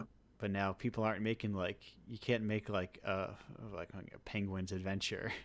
I mean, you can, just can't do that and pay an army of developers with the proceeds. Absolutely. and like, studios aren't making like small one-off style, like little smaller scale I think that's strongly to their detriment, though. Yeah. I mean, so like Sony announced there are not going to be any Sony Studio releases this year. Like that to me is it's the fact that games have gotten so big that they like AAA games have gotten so big that they can't like release them Yeah. in a regular consistency. It's I mean, just think with Naughty Dog, there were 3 Uncharted games and the first Last of Us all on PS3. In the PS4 generation, there was Uncharted 4 and Last of Us 2, and now so far on PS5 there have not been any like original Naughty Dog games that aren't just like a remake of or a remaster of something. Right. It's the quantity has gone down so much, and I don't think that the quality level that has gone up has justified that. Yeah, I I saw someone one of my on my brief jaunts on Twitter. I saw someone mentioning like think of all the class like the pure classic RPG like computer role playing games Mhm. made during the course of Baldur's Gate 3's like development cycle. Yeah. Sure. Yeah, you know, obviously seeing a massive game with insanely high production value and spectacle to it is really cool and fun, but I Yeah. feel like the industry like leans into that way too hard. I think if studios made, you know, 5 AA level games, there is no AA anymore. That's kind of the problem. Nobody makes a AA game. And then even that way, like if we're getting more stuff with smaller scope, then maybe we can do, instead of one big like relatively safe title, we could do like 4 relatively safe titles, and then like maybe one really cool offbeat, Yeah, like exactly. weird, Yeah, risky, whatever. when you're not Like sure, when not you're not asking too putting much. billions of dollars and years of development time into every title, you don't need every single one to make you that investment back. The way that studios have gotten to where every single title is a make or break is a huge mistake. And I think Yeah. it's the same with big movie studios too. Going back to Right. that, like movies are completely soulless now. I haven't seen like a big like Hollywood movie that did anything for me anytime recently. The only movie that I've seen in recent times that really like spoke to me was Everything Everywhere All at Once, which is that was a good one. small I've and heard it's weird and good. fun and heartfelt and like, and it's amazing. And like I would rather studios make 10 Everything Everywhere All at Once type movies as opposed to like one Marvel movie, and it probably would be cheaper for them still. Yeah. No, I listen to a lot of most of my podcasts are comedy podcasts, and I hear no shortage of lamentations of the state of film and television. Yeah. And how they are basically experiencing the exact same problem of Yeah. scales too high, and risk management is too. But it's not like there's not money. It's just that people are pocketing more money. Yeah. And Mm. and spending it in maybe Mm-hmm. less that they become more risk averse, and Yes, right. playing Yeah. playing it The safe is the opposite of making good art. I will say there's definitely like in indie spaces at least, there's definitely some cases where it's more like it's less each one is a make or break. For example, I don't know if Yeah. you know Sock Pop. They make like Yeah. a game a month or something, and they have Yeah, a ton yeah, of yeah. titles out. Yeah, I think that's a really cool and interesting like way to do it. Yeah, friends of the zine Punk Cake Delicious does the same thing. They started a year or two ago of doing monthly games, and they're pretty sustainable. And I mentioned offhandedly during the break, but like even things that people don't know about. We talk on the show about Spiderweb software constantly. It's been around since the '90s, just like cranking them out. Mm. And It's funny too, because like one of the things we kind of really wanted to do with Part of You, like initially, but just decided it was like way out of scope. We were like, oh man, we want to have a lot of these like bigger, denser, like not quite mini games, like leaning more towards like full scale, like small games with like a lot of a surprising amount of depth. yeah, And then we were like, ah, well, like like it would be so cool to have this like weird baseball card deck building, like engine building game as like a weird feature like in this game, and then we're just like, well, like let's take a break here real quick, cut out some of the fat, some of that cool stuff, and then push it off to the side and like work it out later. But then one of those mechanics actually did become a game we released called I Have No Nose and I Must Climb, which is on Steam. It's free. And it's definitely a little rough around the edges, but it's just like a weird kind of like Fadian like platformer. Yeah. And just kind of like spitting something out so that the people who are waiting for our game like had something to play that we have made that can like generate at least a little bit of excitement, even if it isn't perfect, just to, and as a break from kind of developing the same game for so long, just to mix it up. But yeah, and like and with those two monthly things you mentioned, occasionally one of those like breaks out bigger than the others. And absolutely, yeah, you never know. Right. The more launches you have, the more chances you have to get yourself out in front of people. I mean, between things, when you're in the lull, it's just like people can forget you exist at all. So certainly putting out little things, even doing game jams, I find like give me just something different to post about, and then people are like, oh yeah, this stuff. Yeah, but yeah, game jams are super sick. I love game jams. They're what got me into game development. Yeah. It's just great because you finish something, and finishing something is so fun. Totally. And you don't have to worry about like it being the most important idea you've ever come up with, Right. You just kind of get it off your chest and make it. You don't have to be like, oh, this funds my studio for the next 6. I mean, that's why there's so many like one and done game studios, Right. Of like, oh, we did something, but maybe it did okay, maybe it did well, but did it do good enough to sustain us for the next 5 years? Right. Yeah, you don't need those. It feels sad that it's come to that so much of the time. Because there should be room to fail, or even to just not succeed to the highest possible degree. Like, yeah. And like even another thing, like just in terms of like a small scoped project, like a smaller scoped, more meticulously plotted out, very bite-sized project can evolve and expand into something much bigger. But at least in the first stages of it, it'll feel a lot more attainable, and it's a lot easier to finish and work towards a goal that looks so much closer. And then once you're like almost there or all the way there, even, you can be like, all right, we can build on this, we can put some other stuff in. It's just at least for me, it always helps the mental gymnastics of motivating myself. It's just being able to like at least see the finish line, even if it's way down the way. It's something that at least helps me with personal projects a lot. And apparently people have said they wanted smaller games. I don't know how much I believe them.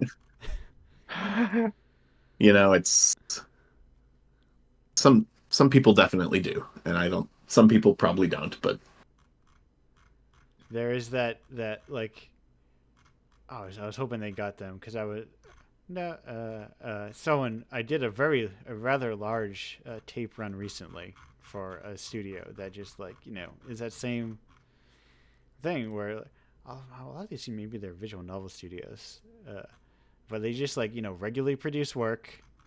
Just, it comes out, they produce it, they keep on doing it, they have, regular release schedules, and they work. These things like work. They have people following them. They have they've built like little studios and systems out of things. But even those feel like, visual novels themselves feel very, very separate from if you log online and look at video games. Yeah, you don't see them.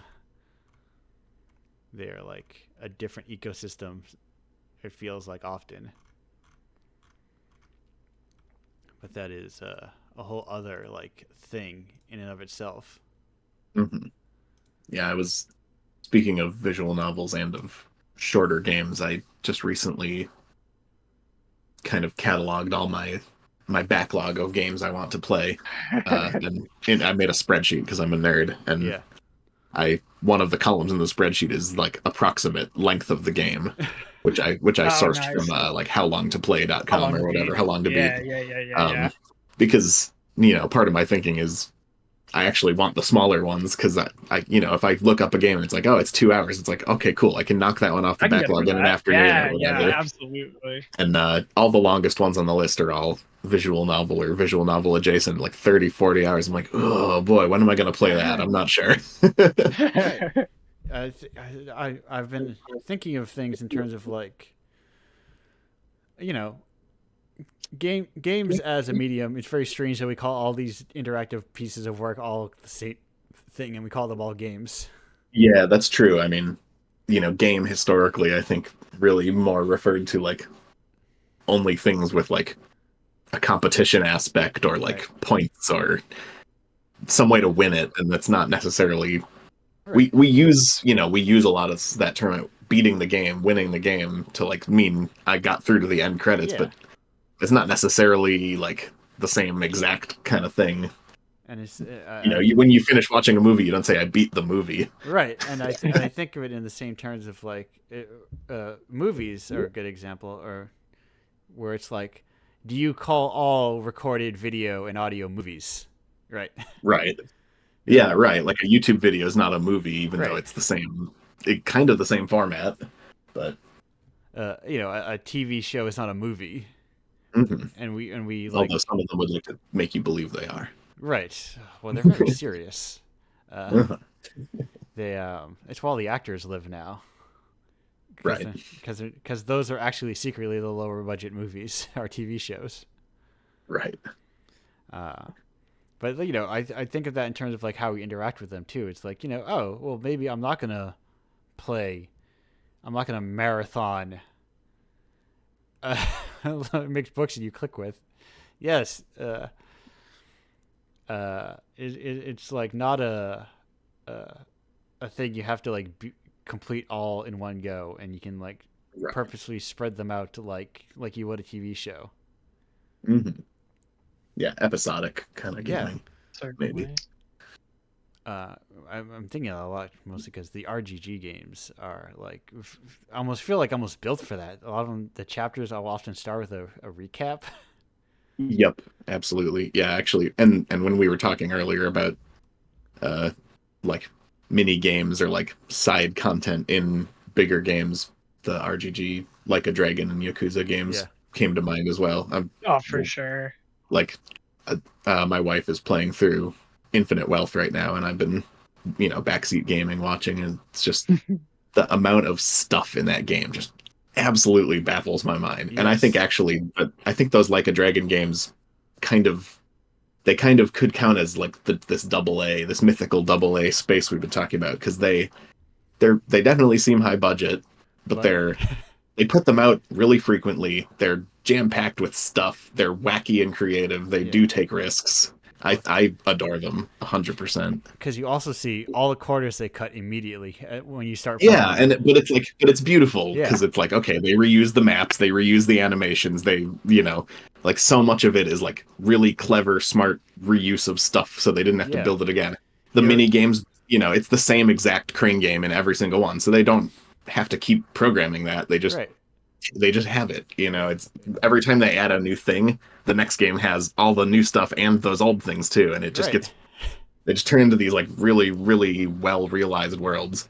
And the way that they reuse the maps has worked to their benefit, because everyone loves how you keep going back to Kamurocho or whatever, and it's and you're like excited to see. They change like two things, but you're like, oh, this is this takoyaki shop is a fitness center now. That's crazy. It's like going to a city you haven't been to, and they turned a Don Quixote into a police station. Yeah, what the hell? Because they lost the license to use the Don Quixote logo. Yeah, and it threw me off. Yeah, I mean, I was like, "Where's the Don Quixote?" Wait a minute. I know, but it's genius, and people love that, and it helps them crank out these games at a frankly terrifying pace. Right. For sure. And more studios should do it. And they like the 3 tiers of like cutscenes that they have. Right. Like, oh, here's Do you get the fully voice acted and fully animated one? Do you get the one that's just fully voice acted but not really animated, or do you get the like it's all in text boxes and you read it to yourself one? yeah, and it's like, And they'll change it midway through a scene for some reason. yes, but it's like concessions to design and just like the Yeah, acknowledgement that you like have to like cut yeah, corners and that kind of thing. yeah. But it works for them for some reason, and I just love it. But yeah, Infinite Wealth has like an entire Pokemon clone in it. It has an entire Animal Crossing clone in it. It has an entire Crazy Taxi clone in it. Yeah, Not to mention, like, you go in the arcades and you can play emulated versions of like 3 or 4 different actual Sega arcade games, and there's like there's a fishing mini game, but if you go to the Animal Crossing clone, there's a different fishing mini game. right. There's just so It's much. just crazy. It's just, yeah. Yeah, I know the way that they structure their studio and work. I've read, in interviews, they have people don't work on one game at a time. They work on one mechanic at a time that is then used in multiple games. So somebody will be responsible for the fishing mini game, and it's used in multiple Yakuza games at the same time. right, and But it's a smart way to work and divide up a seemingly infinite list of tasks. yeah, and then But and it is very it's funny very to cool, see. and I just admire it a lot. Right. It seems like a more sustainable level of like development style, Right. If you've got to like make a huge game, like doing it in this way is much smarter, I think. Yeah, And they don't end up with this 5 or 6 year lull between games. They put out like one a year, or like a main game and a spin-off game every year, and it's right, just like right. Yes, and and they're huge. They're like 50, 60, 100 hour games, and they're coming out at this rapid pace, and the quality level is really high, and they're not buggy, and they're not full of microtransactions. It's just well, it's beautiful. they're coming. They're thinking of them. Those microtransactions are creeping their way in there. That's true. They are selling New Game Plus as a DLC for Right. this latest one. That's fair. Fortunately, I'd never do that, so I don't really care too much. Me neither, exactly. It's not a big loss to me. If they ever if they ever tried to sell like playing around post game, what they call premium adventure, if they tried to sell that as a DLC, that would be very disappointing. But Right. It's one of those things where you come back, you wait. I mean, in my philosophy with games is like I recognize a lot of games are gonna have DLC and like yeah, a lot of stuff. So I just like, well, I'll buy it. I got Lost Judgment and I got the whole pack like for right. Get the complete $7. edition later. Yep. Yeah. Yep.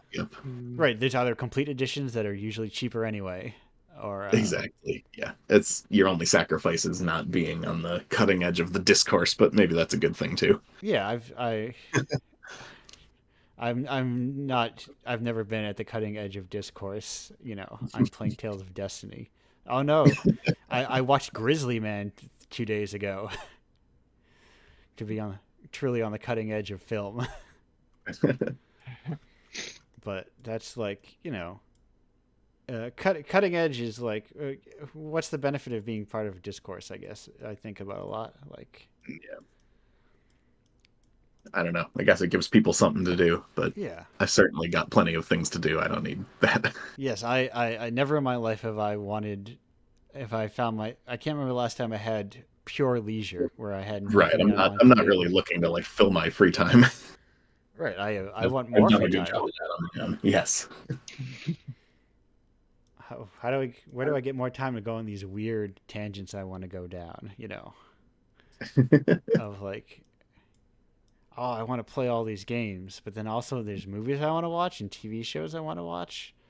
Not to mention starting a 7th business venture or Right, monthly it's- commitment. Yeah, coming up with 8,000 new business ventures because the ones I've done have become too efficient or not so efficient anymore. But anyway, it is. Oh my Christ, 2 hours. Time just flies. Yes. Then we actually want to play. Yeah, right. There is a like, and that is the weird thing with like, especially like smaller scale games. Is like, oh, I need to buy this right now. A friend of the show, Little Radis in the chat, about like I need to pay attention to this now and help support people's stuff now, to help them get that momentum. I do feel like there is more impetus for that with indie content, or I feel more, you know, as an indie creator, I do want to, if there's an indie game I'm interested in, I do try and get it earlier and talk about it Yeah, at earlier least to pick it help up them. But Yeah. for sure. yeah, right. Buy it if I don't play it right If away. nothing Give else, them my right? dollars Yeah. at full price. I'm not waiting for a sale to buy fellow indie developers' things. I wanna help them out for sure. Yeah, it's But the with big AAA stuff, honestly, most of them launch so buggy that it's just better to wait anyway till they've fixed all the bugs. right, or the things, or the big budget things that I like, primarily RGG. They're Yeah, probably gonna be fine. I don't think right. They don't need your help. I don't think Sega needs my help. Right. Yeah. No. They're gonna be okay. The House of Sonic. He's got My movies. He's got a beloved bunch of Super movies now. Monkey He's a Ball. movie star now. That's true. Maybe a better fit for him than games. Maybe. They got Ben Schwartz hanging out there. I like that guy. He's funny. He does seem very funny. But never watched him. Probably never will. I'm not. Yeah. They're aimed at a different demographic, but Yes, it's cool yes. that they exist. Let me make a Sonic game. I'll make a Sonic game. Ooh. I mean, that's what the Sonic Mania team, they kind of were. Sonic Mini is pretty good. They were fans, you know, they were fan game developers, and they said, "Let us make a Sonic game," and Sega shockingly said, "Okay," and it was really good. They did a great job. Very respectable. But now their new things, Penny's Big Breakaway. I'm very excited to play that. Yeah, I was gonna say That's on the backlog for sure. I'm trying to get I'm trying to play so much of Balatro right now that I get my fill so that I can play Penny's Big Breakaway. Yeah. Uh, Yeah, there's more good indie and low budget stuff coming out than I could possibly have time to play. So I think it's certainly. you know, the industry as a whole, I don't know about the health of things, but people are absolutely out there making cool shit. Yeah. Like that's, you know, you're saying good games never went away, or like even interesting games Exactly. never went away. Yep. Absolutely. They've always been here. We just kind of live in a world where you can get exactly the kind of stuff you want. There's no monoculture anymore, you know. It's not like everyone's playing the one thing. So if you like the creative, weird indie games, you go seek them out, and if you want the big popcorn blockbuster stuff, it's there for you too. But they've tried. I feel like the monoculture has done a surprisingly good job of fighting its way back. Depressingly, I mean, that's how you get, the ubiquity of Marvel Studios or whatever. I guess, but I do feel like the hype train's a bit over on that. Yes, but there is, like, I guess It worked for a while for sure. it exists more like if you spend time online. If you spend time online, the monoculture looks alive and well. Depends on what part of the internet you hang out in, I guess, or who you follow. Right. And as someone who's been fair. getting off it a lot more, it's like, oh, there's all sorts of stuff. It's like, what is this game? Is it anyway? What is Penny's Big Breakaway? I kept thinking it was a Katamari game because the images I was No, it's a 3D platformer. It looks Yeah. very it's a very fun looking 3D platformer where you swing around on a yo-yo. Whenever the key visuals or like GIF I was always seeing was a big ball rolling, and I was like, and I guess that's also my instinct to think like, oh well, any indie game that gets attention or video games that get attention is like obviously just a pastiche of something that already exists, which is like part. I mean, an issue I run into sometimes where it's like, why would I play this when I could just play? Why would I play your legally distinct port of X game when I could just play X game? Fair, but you know, Yeah. even if something's Always have their heavily own inspired little- by another Right. thing, they probably brought their own ideas to it. Yes. Absolutely. Yeah. Yes. You know, That's to varying degrees, but I really like seeing games that have like an interesting mechanic added on to like a solid genre. right. yeah. Totally. That's always or even my just like something done really well and like concise, even if it has been done before. It's like Right. It's like if I really uniquely loved X game slick and now there's and a like really competent clone of it that has different levels and stuff. It's like, yeah. oh, yeah, two totally. cakes, right? It's Yep. always the thing where like Absolutely. the marketing does it no favors for me specifically. Like Yeah. I mean, if you've got something unique about your game, it's on you to communicate that well to people, and it's right. tough. But But the best marketing is often to be like, it's like the thing you know. right. Yeah, and that's a crutch. That's a crutch in marketing for sure to just try and be like, I'm making a game that's like the other one that you do like. Yeah. But if you can describe your game in a way that avoids the comparison that you yourself know you've made, but then people see it and they are reminded of the thing they like anyway, then I think you get both benefits. But Yes. Yes. I don't know. Like I would never in the, you know, I take a lot of inspirations from games that I've played, but I would never name those games in like the marketing copy for the game. Right. I would want it to stand on its own. Or like if you're But if like people ask what were you inspired by, or if they say wasn't this inspired by XYZ, I'll say okay, you caught me. yeah, tons of stuff is inspired. I think Yeah. when it hits me worse is when it's inspired by a thing that is also very distinct and Mm, like mhm. they don't is unlike most other things, and it's like you made a very very distinct, not like a 3D platform is a broader genre, Right. but I feel Yeah. like I made a 3D platformer where you throw a pendant onto enemies and you can control them and bounce off Right. of I it. mean, Like, oh, wait a minute here.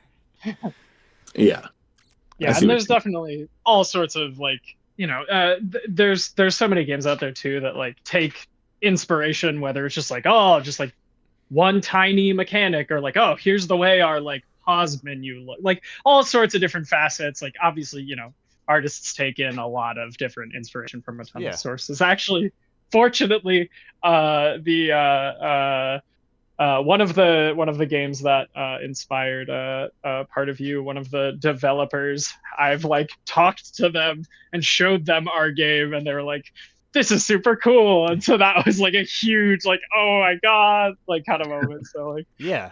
uh, yeah, there's definitely some uh, all sorts of merits to taking in pieces of other games and kind of putting your own spin on Right. them. I think it's the difference between inspiration and inspiration can also feel very commercialized. Sure. Yeah, I Yeah. definitely understand what you're saying. Where it's, For sure. try to. You don't need to convince me that art takes inspiration from other art. Of course it does. Absolutely. But that's the internet, and you have to make sure people cannot misinterpret your words, and every Yeah. got to untrain that habit, But anyway, I said 2 hours early, and then we keep talking.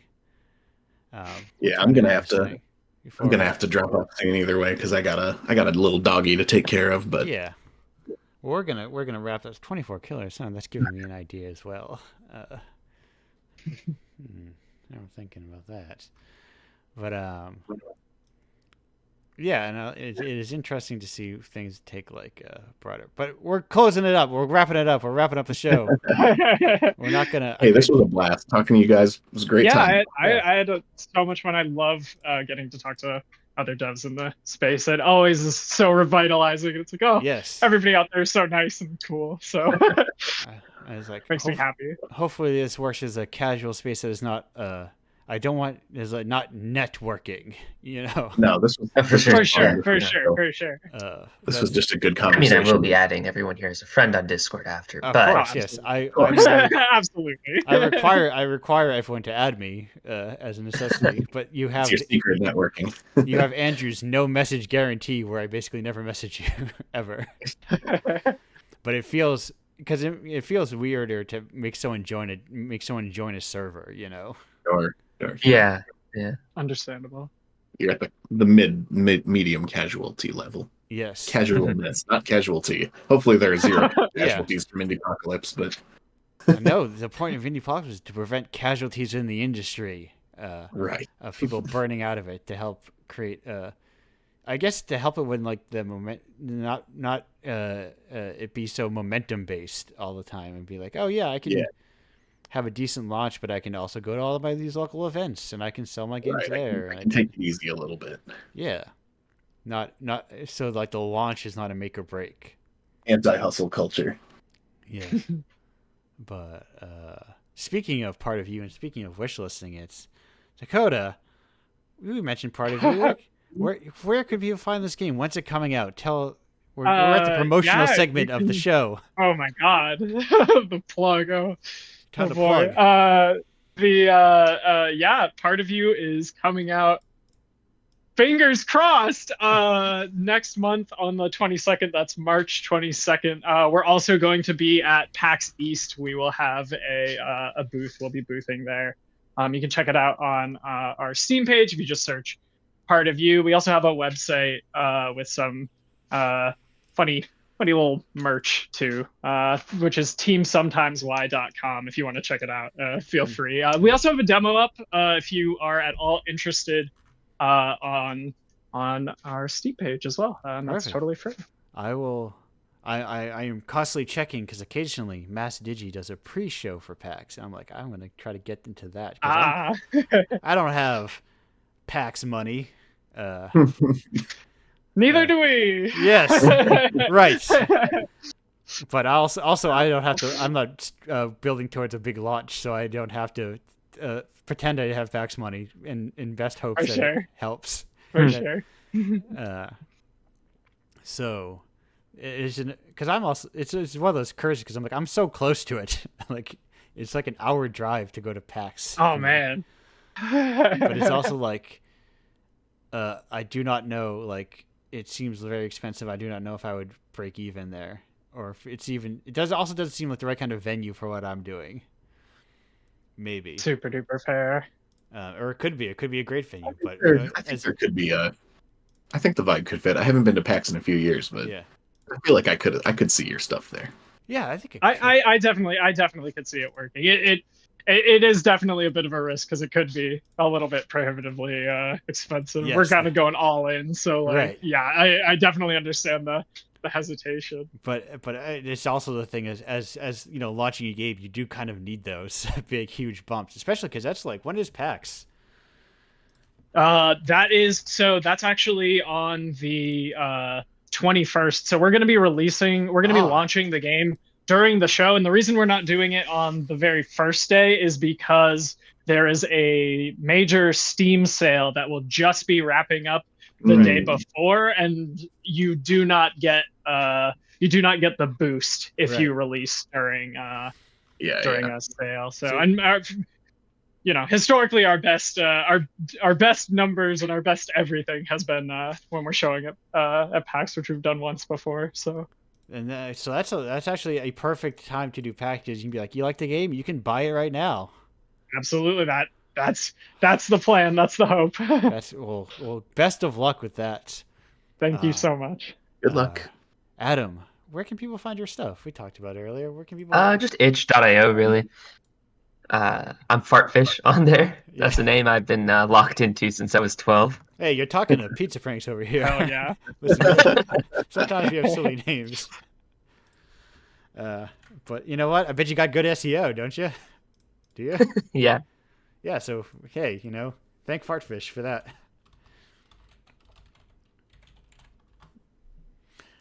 Yeah. Oh my, you have great SEO. You're the #1 search result. Nick, where can people find your work? Looking to find your work. Oh, well, you could search for the game Chico and the Magic Orchards on Steam, itch.io, or the Nintendo Switch eShop. Or you could check out my website at daikon.games. Oh, perfect. I forgot, accidentally saved the wrong one, so let me go over there. There we go. Slamming that in there. Yeah, get your own website. It's nice. Thank you. You can just put whatever you want on there. You sure can. Document It's the internet, baby. It's a small Massachusetts base. I wonder if we've met before. I don't know. Maybe. Do you go to events at all? Here and there. I'm trying to do more. Yeah. In the recent times I'm getting sort of more invested in game dev than I was before. So Right. Now, you might see me at things going forward more so than you have in the past. I'm sure. hoping to do Boston Fig this year if Yes. when they announce the details. Yes, I am also planning to do there's yet been an in-person Boston Festival of Yeah, Independent Games since I've started Indiepocalypse. yeah, I did Boston Fig digitally either last year or 2 years ago, whenever they did it. Yeah. So I had like a little virtual booth with Yes, Chico there, I and did one as well. Maybe that's why it looks so it might have been the familiar. same one. We may have crossed paths there, but But but that yeah, I was would love to not. do it in person. So I do not like. All respect to people trying to run physical events or digital events, but I think I had about 5 people visit my booth. yeah, no, it's not the same. Yeah, it does not. It's not very effective. And But I yeah, think so hopefully I'll run into you there or other at some other event. yes, I'm. But I'm. yeah, I'm around and I'm trying to get more into the scene. I'm gonna be on the road this year, folks. I'm locked into Staple Austin. So if you're down in Austin, Texas, Ooh, and going to Staple, the indie comic zine fair down there, I signed how up and I cool. was like, yeah, I'll do that. That seems more in line with my kind of thing. Nice. And also gets me into Austin. I can travel a little, but Yeah. uh, I got acceptances to other game events, coming up in the future. This is my travel year after last year was my non-travel year. Hmm. I've got it on the road. Bring it on the road. And what am I bringing on the road? What I'm bringing on the road, of course, is Indiepocalypse. Indiepocalypse, you can get that at indiepocalypse.com. I've just got my own URL. You can go to peachpranks.itch.io. You can also get it there. You can get Indiepocalypse digitally, or you can get it physically on these neat little USB sticks inside of cassette cases. If you'd like to if you'd like to join Indiepocalypse, you can always submit your games at indiepocalypse.com/submit. It's always open forever. There's a couple hours where it's not open as I switch between months usually, but it's generally speaking always open there.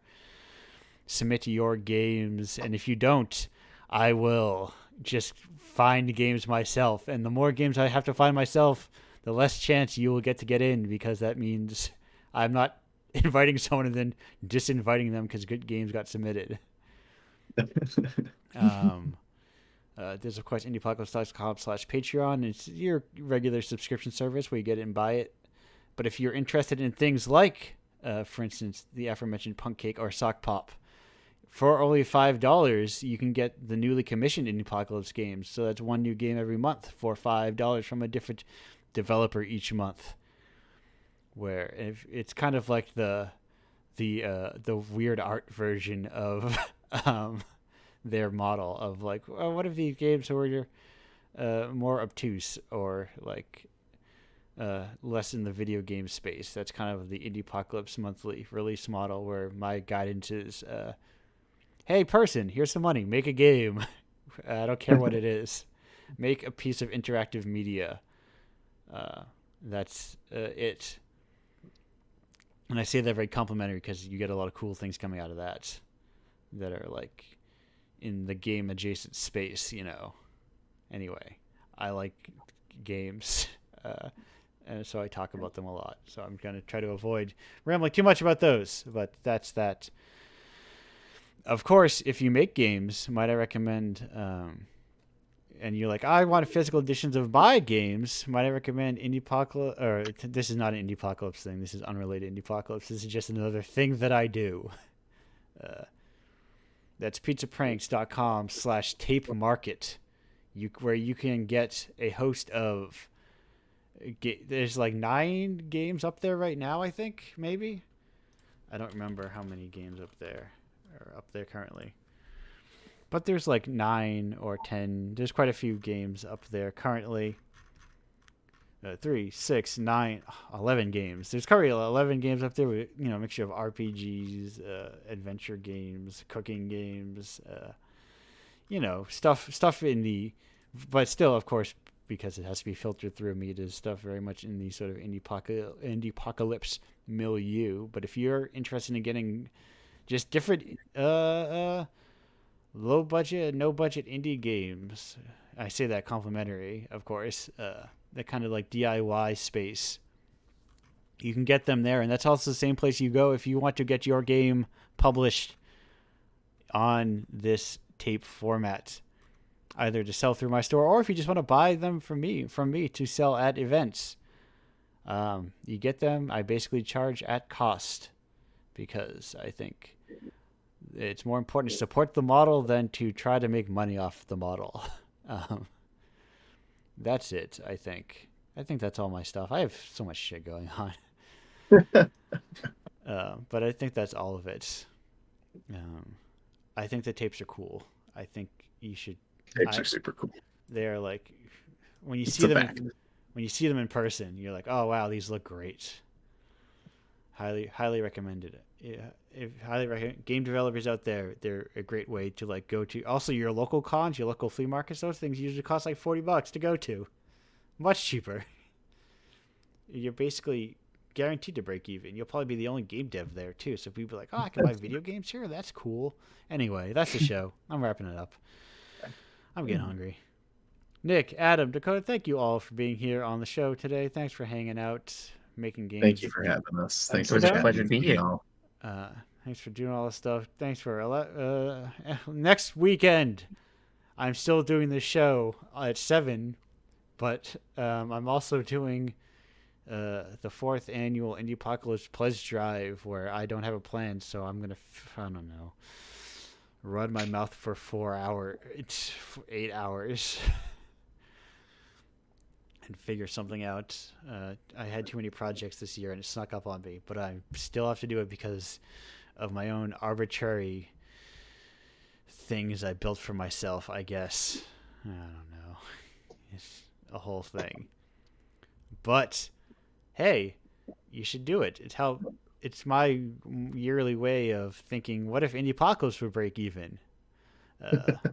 But more so thinking, hey, I want to make sure devs get at least one royalty payout every year. And that's my way of doing it. Anyway. Goodbye. See ya. See ya. See it.